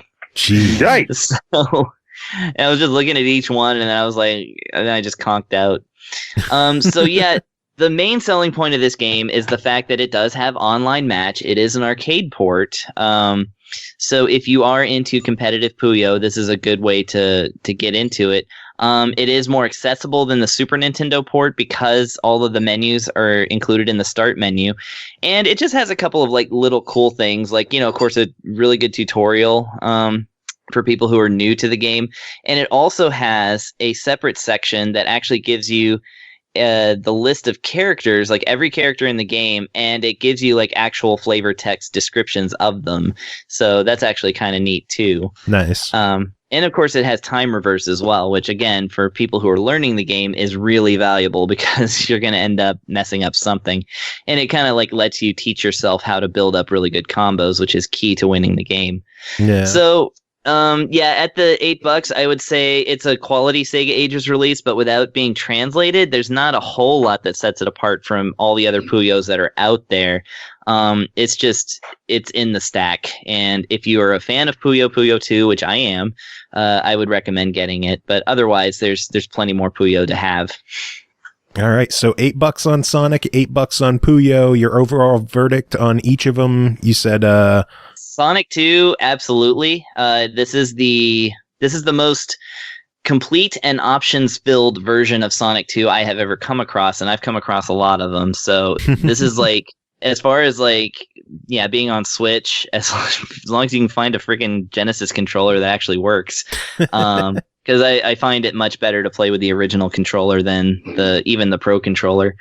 But yes, it's absolutely worth it. Puyo 2, a buy it if you're already a fan of Puyo and you're looking to get the next chapter. A try it any other way. The original Puyo, by the way, is in English, so you'd probably have more luck there. Yeah.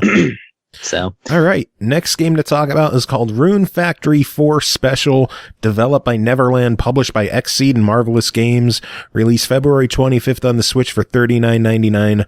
Welcome to Selphia, a region ruled by the native dragon Ventuswil, and you start an exciting new life in the village and embark on a grand adventure. Pernell, tell us about Rune Factory 4 Special. I gotta say that there's a lot of talk going on right now about the upcoming release of Animal Crossing New Horizons. And I think it's funny because as I've been playing this game, I started kind of feeling like I don't really care all that much about Animal Crossing anymore. Because I'm getting all the gameplay that I would generally want out of Animal Crossing, but with more gameplay and a narrative. Rune Factory 4 is a game that I've owned on the 3DS but never booted up, and I am genuinely regretting that right now because this game is fantastic. It is, well, I'll talk about the game and then you'll hear it firsthand. So, the game starts out with your main character. You choose whether you would be a boy or a girl, prince or princess, dude or dudette, landing in the center of this town by way of falling off of an airship. And you are thrust through ridiculous means into a role of a prince or princess to help this country get on its feet. And this is done by, oddly enough, farming. You start farming in the castle courtyard. In addition to farming, though, there are a ton of other activities you can engage in this game that they kind of walk you through a series of like tutorials that take place over various entry days of the game until eventually the game just kind of opens full tilt and you just get to do whatever. But the way I'll just walk through certain elements of it to make more sense of it. So one of the things you can do in this game throughout the course of the days, like I earlier mentioned, is farming. You get various farm tools, scythes, which can be used to cut weeds, hose, which can be used to, till the fields. And the first one you get is a cheap hoe. You get a cheap hoe. Just the way you said it, you're like, hose. You get hose, yeah. But you get a hoe to till the fields. Yeah, we work, bitch, work. We're plowing with the hoe. Okay. Sure. I laughed at it hardcore too. I'm not gonna lie. I'm paying you to till my fields. But you get the cheap hoe, then you get you also get like hammers, which you can use to like crush rocks, axes to chop wooden stumps, and various other tools with the intent being to clear the field, harvest product from various things like wood and mineral and rock, plant items, and then water them until they grow, and then harvest them and sell them for money. That is one of the main ways to make money in the game, which will be used for a ridiculous number of things throughout the play. Another thing you can do is pretty much a number of crafting options that you can unlock as you play through the game, such as cooking, crafting, chemistry, and smithing. All of these things being products that are done by acquiring elements, whether from the earlier mentioned, like harvesting of goods, growing of goods, or exploration, which I'll get to in a bit. And then you can take those items and then craft them using recipes or blind diving, if you wanted to take that route, into new cool items and products, which will be used throughout the game too. You can go on adventures, different levels. There's different areas around a world map outside the town where you can go with weaponry, which you can acquire through smithing or purchasing. And you'll be pretty much exploring the world, fighting enemies, and every once in a while you'll get like a story element that will require you to enter, say, like a dungeon or something, where you'll fight through the dungeon, kill monsters, and get goods, eventually beating a boss and unlocking more story material. And then, of course, to go on with the farming element there and being like a typical Harvest Moon spin-off game, you can also befriend a ridiculous number of townspeople in this game, which will ultimately unlock things like events. You can eventually also marry a spouse if you can manage to woo the right guy or girl into your quarters. Put that cheap hoe away and get yourself a nice bride. Let me stop it. But you can basically, find yourself like a love interest in the game. And it's just this game is just wonderful to me. Every aspect of it works with other aspects of it seamlessly in a way that creates a nice homogeneous product. When you take requests from the request box, being things that the townsfolk want you to do for them, whether it be to provide them with goods and services, or just hang out with them, or any number of different things. When you fulfill those requests, you will get what are known as Prince Points. Prince Points are what you use in the castle to fulfill various quote-unquote orders to either enhance and upgrade your farming setup, like to get new expanded farm, new gear. You can use it to get licenses to do the different crafting things. You can also host festivals or set up festivals, which are contests you can enter in hopes of winning or losing, but whichever you do.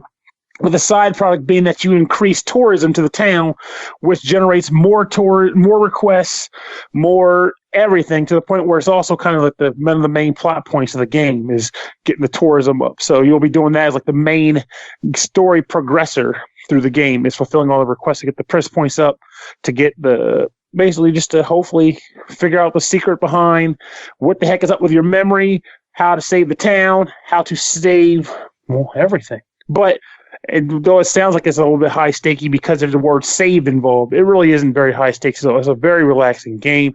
I genuinely found myself sinking stupid amounts of time into it by virtue of the fact that it hits you with that one more day scenario. Because the other thing I forgot to mention that would appeal to people who are, achievement chasers like you guys, is that even though this game doesn't have achievements in it, it does have a lot of stats. Stats for everything. There's a walking stat, a running stat, a bathing stat, a hammering stat. I could just name a ton of crap. And as you a host stat? There's a host stat. There's a host stat, ho-in. And as you do any of these functions in the game, you'll get experience towards them, and eventually you'll get a skill up. And when the skill up happens, you'll get a big skill up text across the screen, and you'll know you leveled up. Half the time you know what the heck it's going to do for you until you go into the menu and actually outright scroll and see what this stat does when you boost. Like, it usually gives you more hit points and more rune points, which is like your stamina gauge in the game. But you'll be seeing that a lot. It's almost like a nice dopamine hit whenever it pops up, to the point where when you eventually start getting your stats high enough that you don't get them too frequently anymore, you start to feel like you miss it. You miss the it's like it goes from being excessive to something that you long for.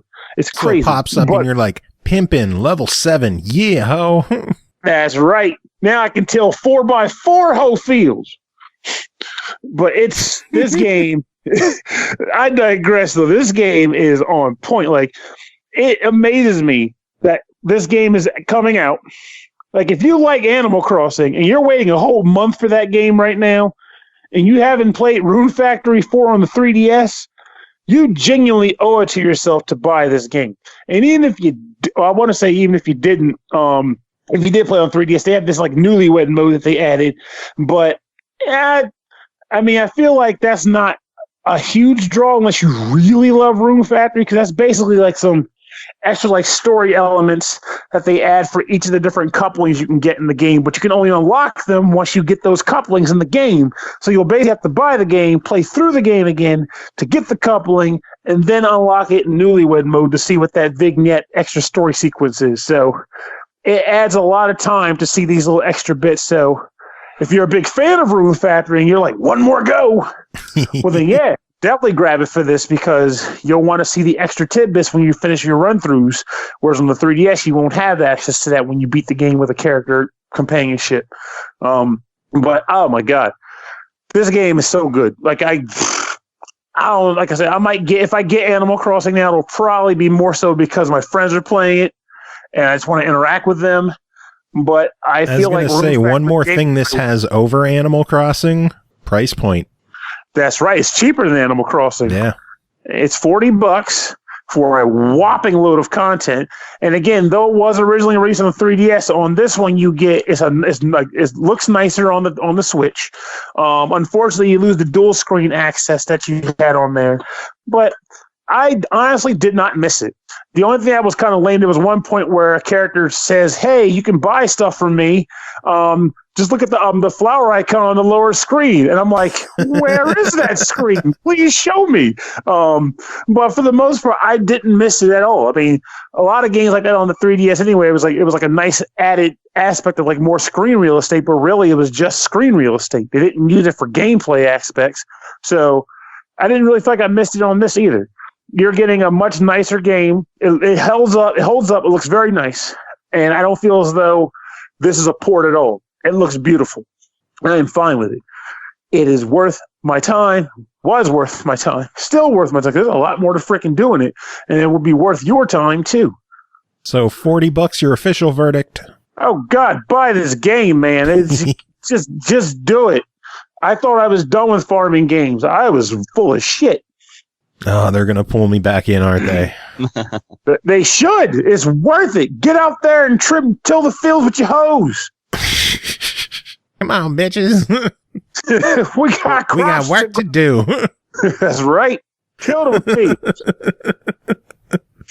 I ain't even mentioned get the beans, woman. Get the beans. Get the beans. Pep name slip back. All right. Anyway, next game to talk about is called Bucket Night, developed by Pigeon Dev, published by Sometimes You, releasing February 28th on Xbox One, Switch, and PS4 for $4.99. Even knights still have to pay taxes, loans, and alimony. Help unarmed but brave knight in his sacred mission to find the Holy Grail and make some money. Explore dungeons, slay enemies, avoid traps, stay alive, and get rich. Chris, tell us about this first game from Sometimes You. Yeah. Okay, so Bucket Knight. I was thinking that it was going to be a knight with a bucket on his head. And because that's what the picture was. It's actually like a gunman with what looks like a barrel on his head. So already close enough. Close enough. By the way, it took me over an hour, like probably the third time that I started it up to play it, to realize that if you push on the title screen, if you push left and then the A button or whatever, it will toggle the retro mode fake TV screen on and off. Mm-hmm. I thought that the game was permanently stuck in retro mode. But that's the thing, is that and they advertise this themselves, is that the game contains no text. So therefore everything down to like options and stuff is done in pictures. Yeah. But then there are numbers, of course.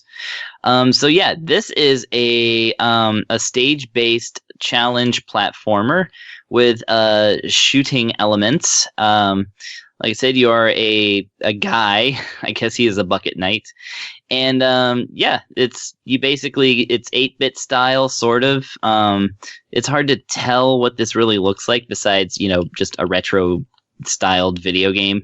Yeah. It has a nice retro aesthetic. This is as straightforward a game as you can get, and I love that about it.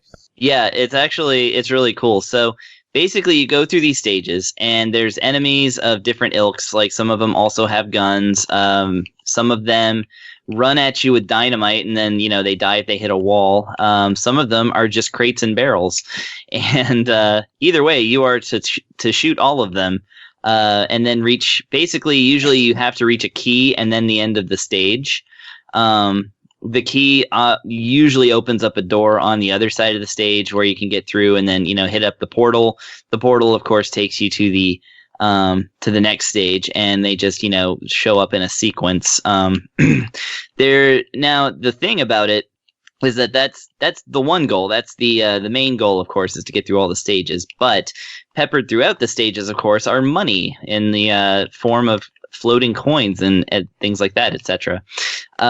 You are not required to get these coins if you don't want to, but they will be your only way to purchase new guns, which you're going to want because, of course, you start with the pea shooter, and then you can get like a little, I guess, a semi-automatic gun that shoots like 3 bullets at once, and then you get a shotgun, and then you get the other gun that I haven't gotten yet. Chain gun, a mini gun. Chain gun, gotcha. And it's all about the shotgun. Once you get the shotgun, it's OP. Yeah, shotgun is great. And like the cool thing about it is that the way it's balanced is that you have a certain amount of like hearts, which even though the damage is still represented in numbers, which is actually kind of handy. You basically have a certain amount of hearts, and if you lose them all for any reason, you have to start the entire stage over again. There's no checkpoints in these stages. So it becomes actually kind of a cool, like, kind of developing a strategy for each part of the level as you go through, because like nothing in this game is insurmountable.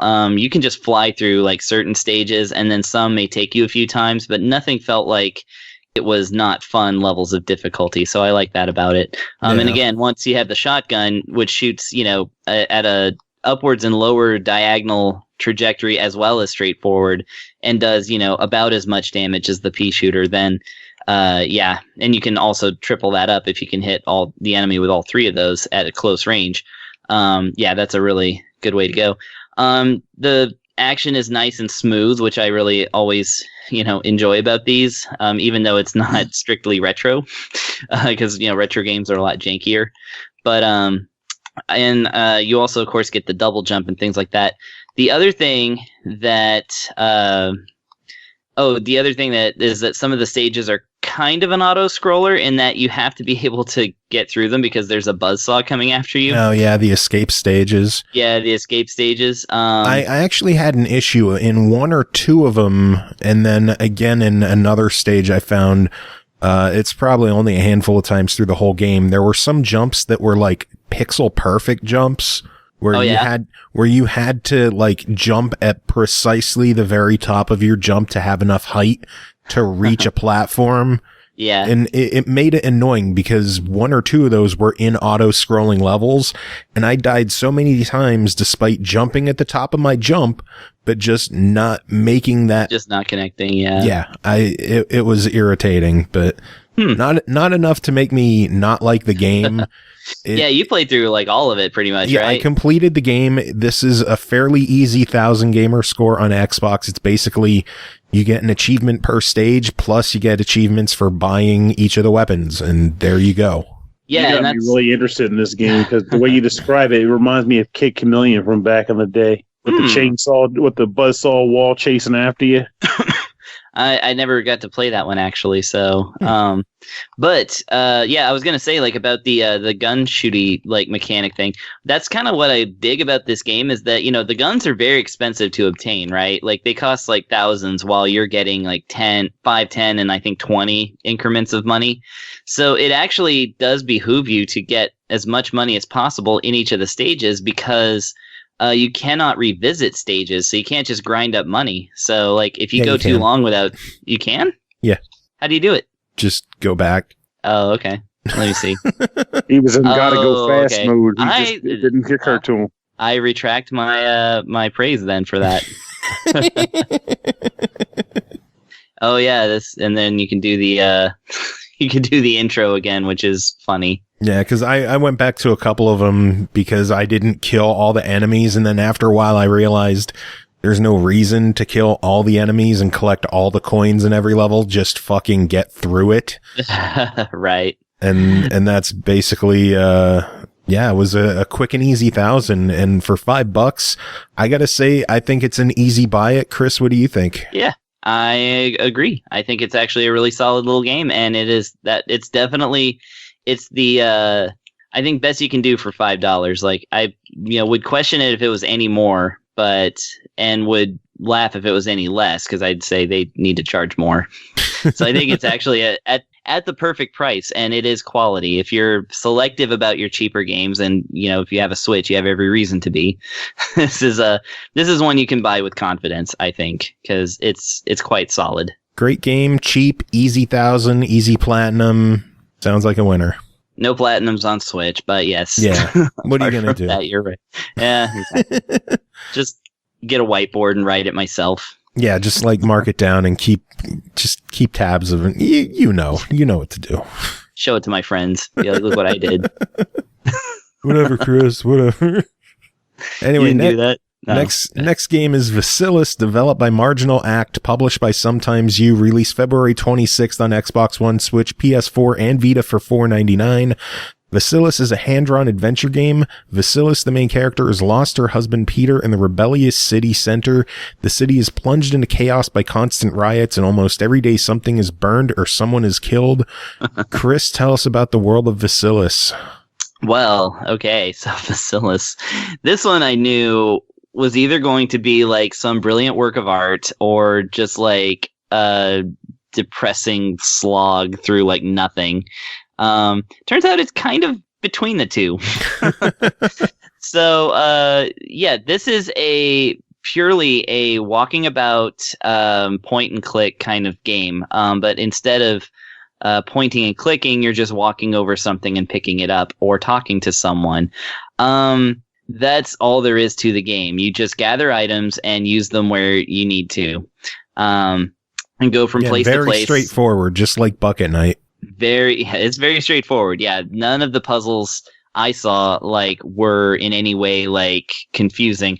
It would just be like a matter of, oh crap, where did I see that thing before? Or oh, here's a thing, I need to pick it up. Because you never you have an inventory, and so you never end up losing or you never end up with too many items. You can just pick up anything that you can, and it's eventually going to come in handy. So there's nothing. Your character moves slow because she is an old lady. And it's basically walking around, picking up items, using them where possible, and looking at things. That's all it is. So the only real things to talk about are the aesthetics and the writing. So the storyline, it starts off where it's kind of like, oh, it's a lady, she's looking for her husband, and people keep saying, oh, I just saw him, he was over here, and so you go over there and something else happens, and they're like, oh, well, he was actually over here, and all this other stuff.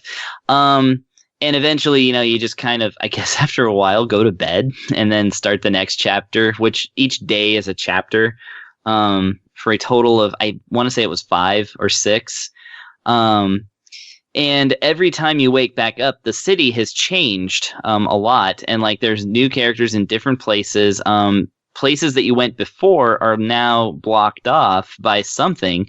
And there's new places you can go to. So you end up exploring the same place, but it just gets more and more fucked up every time you wake back up and go through it. And they really I don't know how much of the story to reveal to show how weird it is, but yeah, it's they say it's based on these Ukraine riots that took place in 2014, which I didn't bother to look up, because it absolutely isn't. There's nothing in reality that works like this game. There's these giant 10-foot tall people that walk around in Speedos and make this weird undulating noise, and then sometimes turn themselves completely they just bend their back over backwards while still walking and just go. Yeah, I did that last weekend. Yeah, exactly. It's just regular things. The whole thing is hand drawn, quote unquote. It all looks like something that somebody scribbled in a notebook, basically. Everything has very few frames of animation and are usually wildly jittering. Like, remember just moving. squiggle vision? It's like this is like Parkinson's vision though. Like it's not just squiggling. Like things are just, there's one character. I'm just saying what to compare it to. Yeah. No, it does kind of have that look, but like there's one character whose face just like doubles in size every other frame. And it just like ends up in like different places on the screen. There's actually some cool like moments, I think. Like there's one character, because he's a shady type, his face is completely scratched out like with a pencil, like bearing down. So that's just what his face looks like.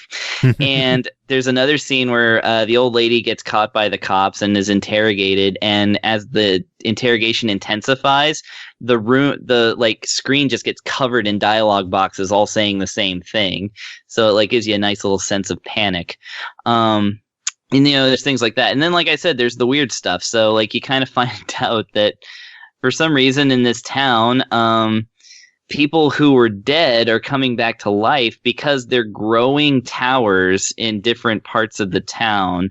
I'm not sure exactly what they mean by all that. A lot of the dialogue is very unapproachable because it's not only written like weirdly, like awkwardly, seemingly bad translation, but I don't know. It could be intentional. But the other thing is that, there's lots of spelling and grammar errors, and a lot of sentences they just don't go anywhere. So you kind of don't really get a good sense of what's going on. And the only way that you can really tell where you're able to go in this game is because there'll just literally be like scribbles. Like an open door is basically a door with a whole bunch of animated scribbles inside of it. Yeah. And like to walk to the next street, like the street will have scribbles on it and things like that. So it's like, it's a style that I think is intending for people to be uncomfortable. The whole game just has this kind of like uncomfortableness to it. I think what it really has going for it is the fact that it is just utterly weird. And if you're the kind who likes that, but I didn't find it weird fun like I found Baobab's Mausoleum, which by the way, I'm in the process of replaying now. But it's just one of those things where it's just like kind of a nonsensical like fever dream. Like it kind of reminds me of those like really bad old Russian animations that you can, I think, still find on YouTube, where it's just like clearly somebody that's like living in a depressing ass place like Russia, just having some fun, like making people look miserable in pencil.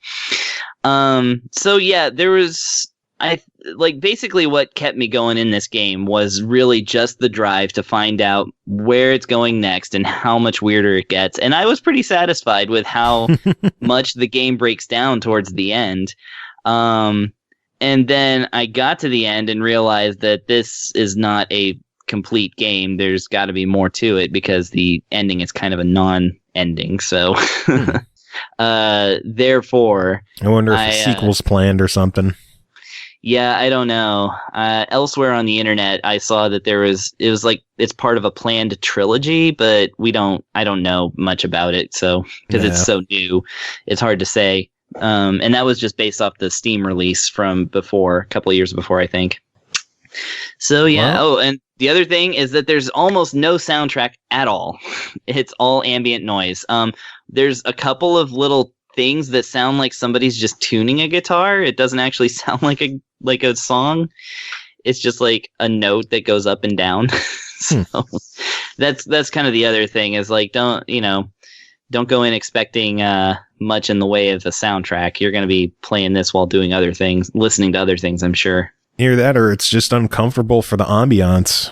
I guess so, yeah. Maybe. But overall, $5 on this one. What do you think? Well, I find it hard to recommend it to anybody but those particular folks who really like things that are weird and messed up, and they don't mind that it's a kind of really simplistic, point and click that doesn't take very long to beat.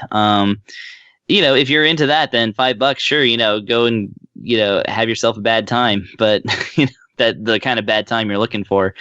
For general fans of point and clicks, I'd say no, it's too simple. And it's frustratingly awkwardly written. For everybody else, I'm like, well, we'll get a video and see if you like it. 'Cause, if you see it and you don't like what you see. It's a very unique look. It's unique.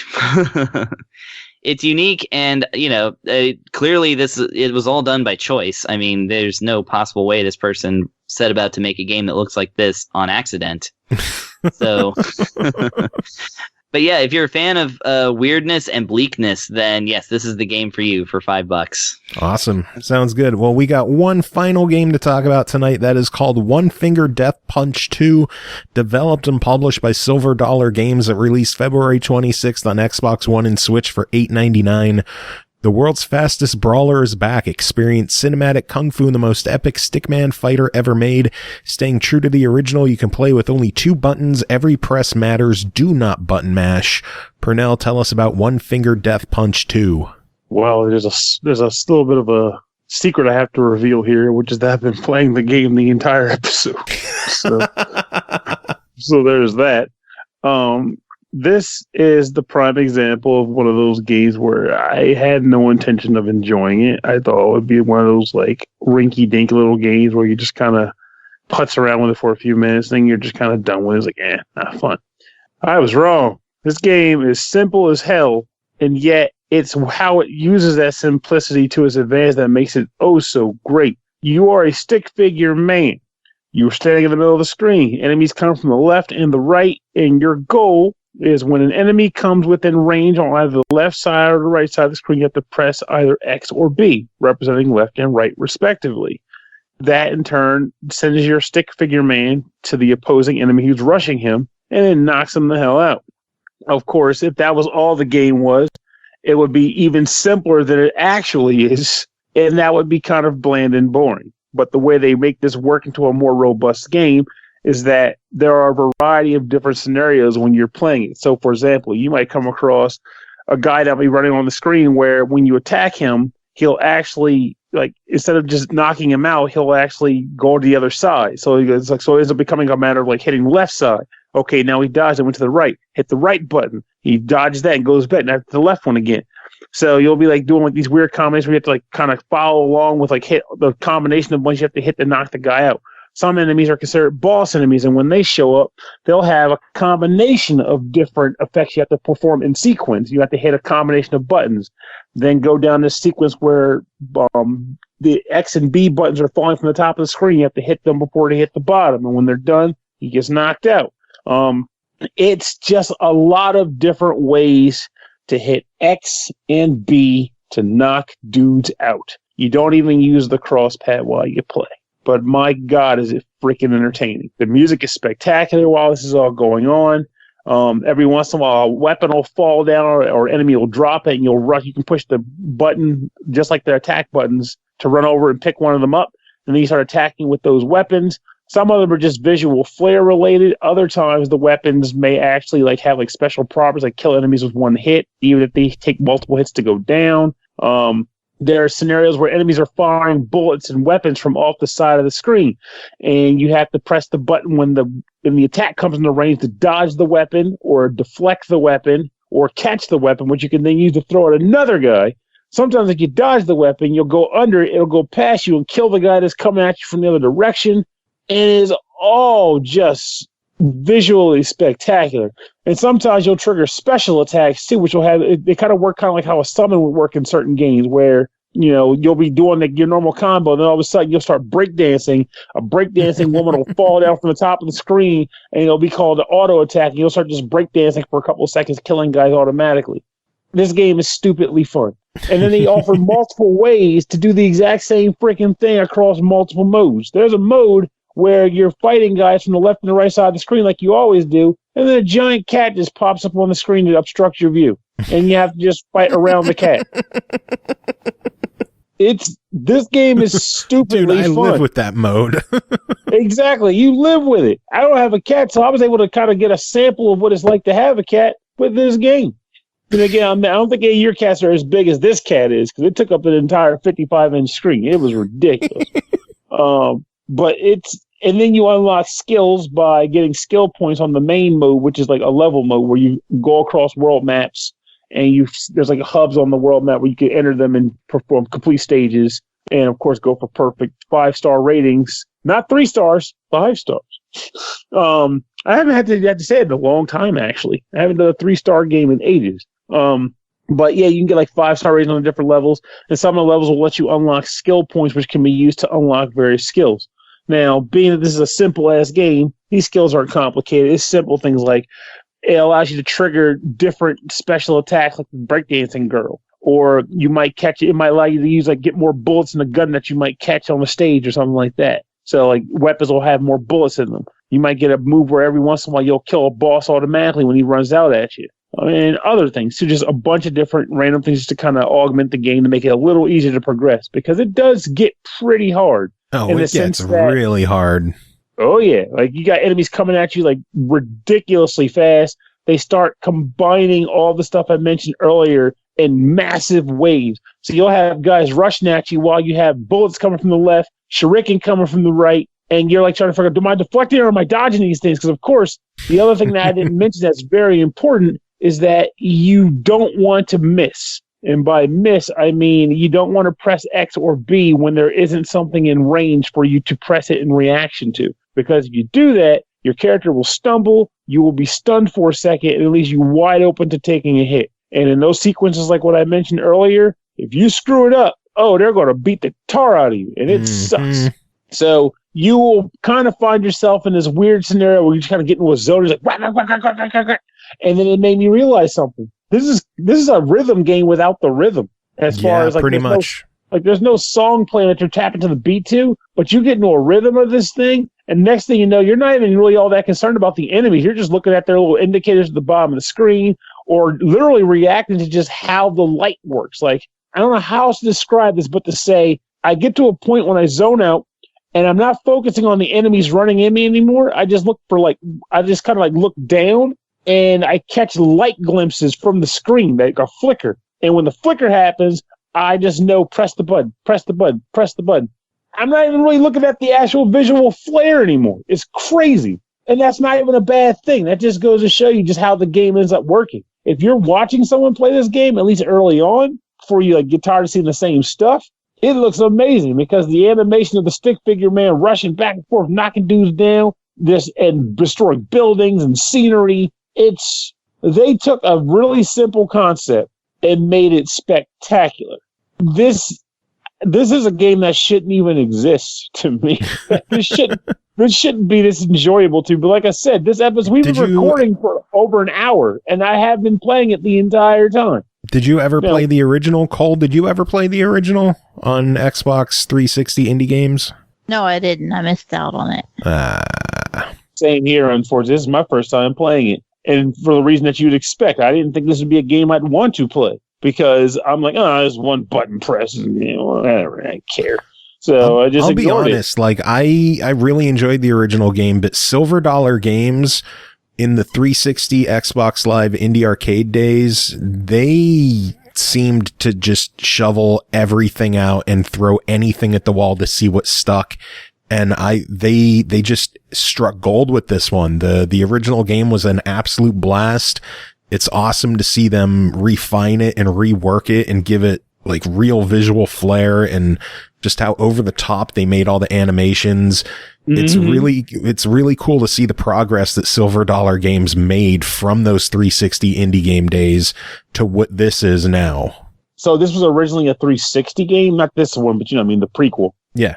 Oh wow. The indie game. It was remember the indie game section that doesn't exist anymore? I missed that section. There was a lot of games like Arcado Jump. I remember loving that game. Yep. But this, they knocked it out of the park with this freaking thing. Though I will say, despite the fact that I've been playing for an hour and a half or at least today, as in right now, I will say that I think this game is intended to be played in increments. You don't want to sit there and just play it for a while because again, it's a one-note style of gameplay. Hit the dudes on the left, hit the dudes on the right, go into your rhythm zone. But with that said, it is perfect for that. You play a couple rounds, you put it down, you come back, maybe you do the mode with the cat in front of the TV, or you do the challenge tower, or you do the mode where there's tiles that you want to go land on, and when you do go to the tile, you perform a level, and then you can choose where to move next for a little board game thing. It's just fun. You'll play it for a bit, get your reflex fix in, turn it off, come back later.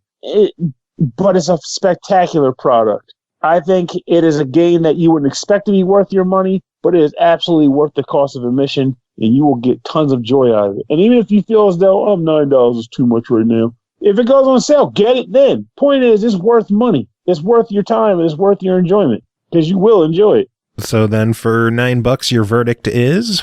I think it's a total buy. An unexpected yet total buy. Awesome. Prime. Now, I don't know if he's in chat anymore. Aww. Friggin' awesome. If you are interested in One Finger Death Punch 2 and you can't afford it, keep an eye on our Twitter because we're going to be doing a giveaway soon. So, yeah, probably next week. So keep an eye on our Twitter and look for how to enter and win yourself some free shit. You might even be able to enter with one finger. Ooh, maybe. Anyway, that is it for this episode. It's been a long one. Well, it's been long compared to what we've been lately. We're not even at 3 hours. This is like bullshit numbers. That's nothing, man. Bullshit good or bullshit bad? We can handle it. Like, God, let's see. This section is like an hour 28 before any kind of editing. So that'll probably cut it down to like 125, 124. Tim's section was, how long is his section? Let's see. 45 minutes. See, that's nothing. We got plenty of time to kill. How's everyone doing? Pretty good. You want short episodes. What the heck? I thought you wanted short episodes. You're trying to extend it on your own now. What are you doing? Keep you fuckers here with me. I love the company. But yeah, that is it for this episode. Thanks everyone for coming in, hanging out. Thanks to Tim for being here, doing his reviews earlier. Thanks to Aki for being here and chatting with us about Darksiders. Thanks to the three of y'alls as well for being here. Cole, do you have any final words to end the show? Fucking nope. Okay, let's go. Chris, do you have any final words to end the show? No. Fucking missed opportunity. It was supposed to be fucking nope. We were all supposed to say fucking nope. We're not Aki. We don't carry it on for 3 hours after we stop. Pernell, final words? Fucking yeah!